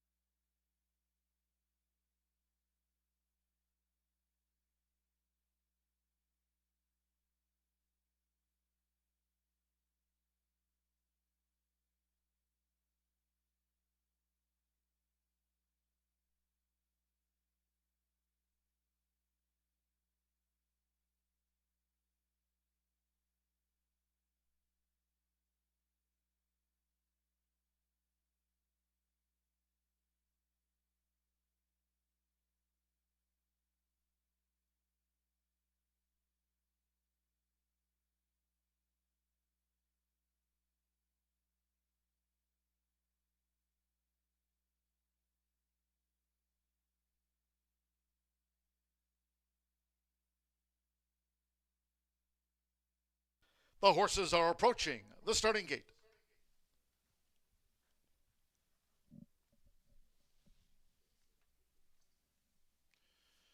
Miss Sweet Dynasty favorite today, sweet. A final warm-up. Good luck to all.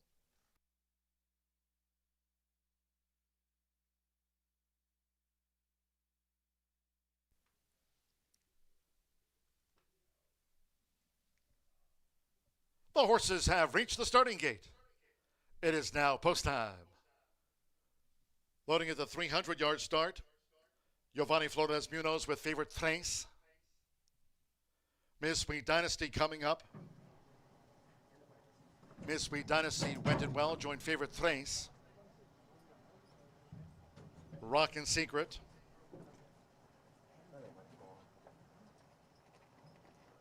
The Dispatcher. Here in the maiden for the quarter horse meet leaders, Eduardo Luna Diaz for leading trainer Tim Eggleston. The Dispatcher, Missolitical. Here's Inani Grace, Jimmy Brooks with 1,114 career quarter horse wins.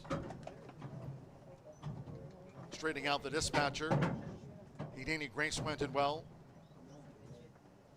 BP Happy Jack. Edgar Diaz with Burning Kiss. One more. Carlos Ruiz Cortez with Tempt and Tell. 300 yards to close out the card. It's been a beautiful one here in town.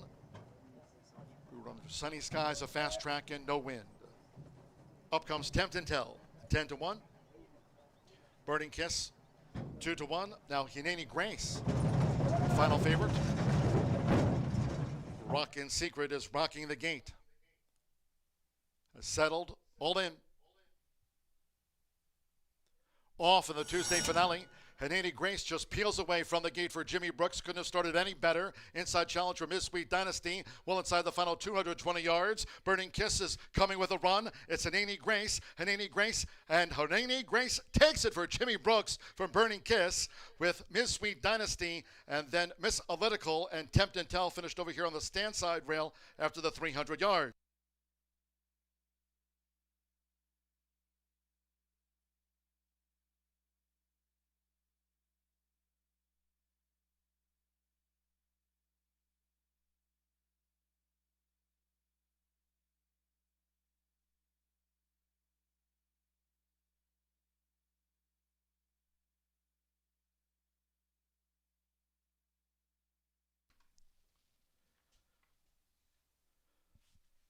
Photo finish. Hauled all tickets. Quarter horse maiden juvenile dash is up to the judges.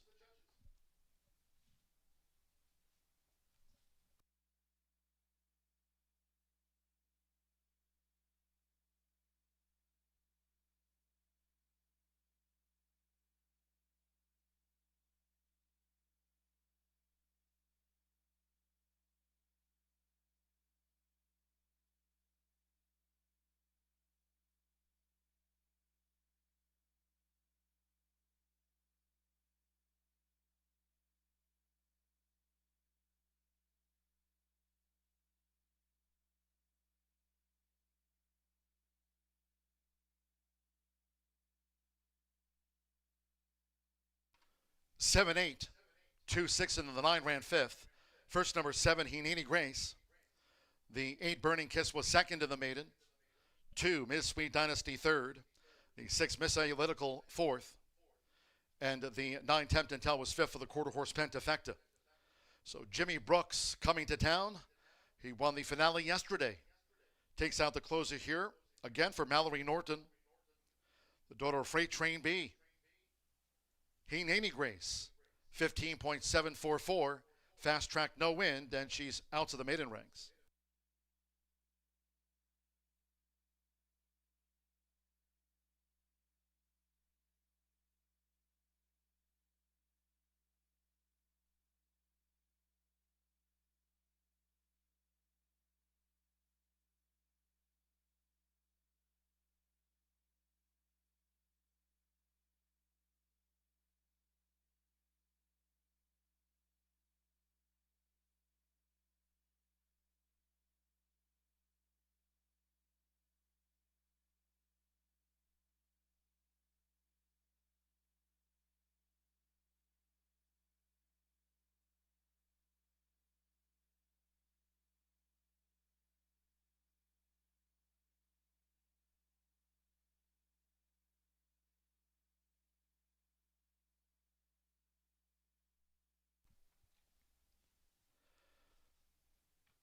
Jimmy Dean Brooks, winner of 1,115 career quarter horse races, including the Grade 1 All-American Derby at Rio Doce Downs. 2 for 2 this meet here at Horseshoe Indianapolis. Returning to the Murphy Trailer Sales winner's circle, the 7, Hineni Grace and Jimmy Brooks. Hineni Grace is a 2-year-old sorrel filly by Freight Train B, out of 1 Golden Eagle by 1 Famous Eagle. Mallory Norton, another win here this week. Here for owners Donald and Jeannie Salas. Horseshoe Indianapolis congratulates the winning connections of Hineni Grace out to the maiden juvenile ranks, 15.744. 7-8 exacta 1960. Pick 3, $33.25. The quarter horse Pentafecta paid $42.30. Tempt and Tell was fifth. 50-cent trifecta, 782, $24.25. 5-7 final double, 47.40.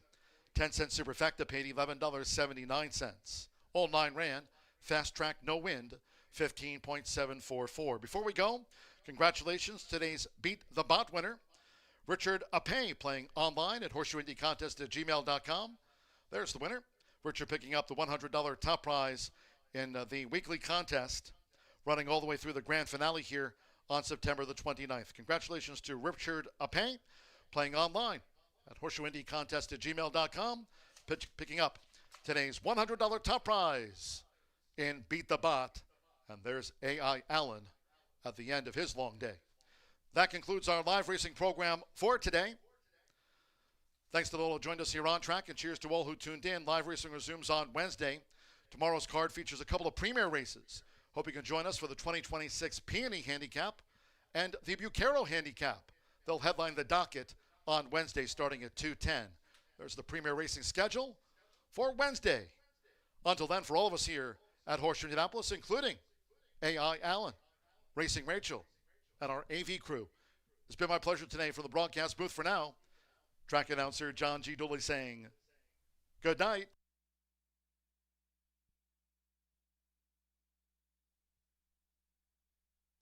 Off in the Tuesday finale, Hanani Grace just peels away from the gate for Jimmy Brooks. Couldn't have started any better. Inside challenge for Miss Sweet Dynasty. Well inside the final 220 yards. Burning Kiss is coming with a run. It's Hanani Grace, and Hanani Grace takes it for Jimmy Brooks from Burning Kiss with Miss Sweet Dynasty.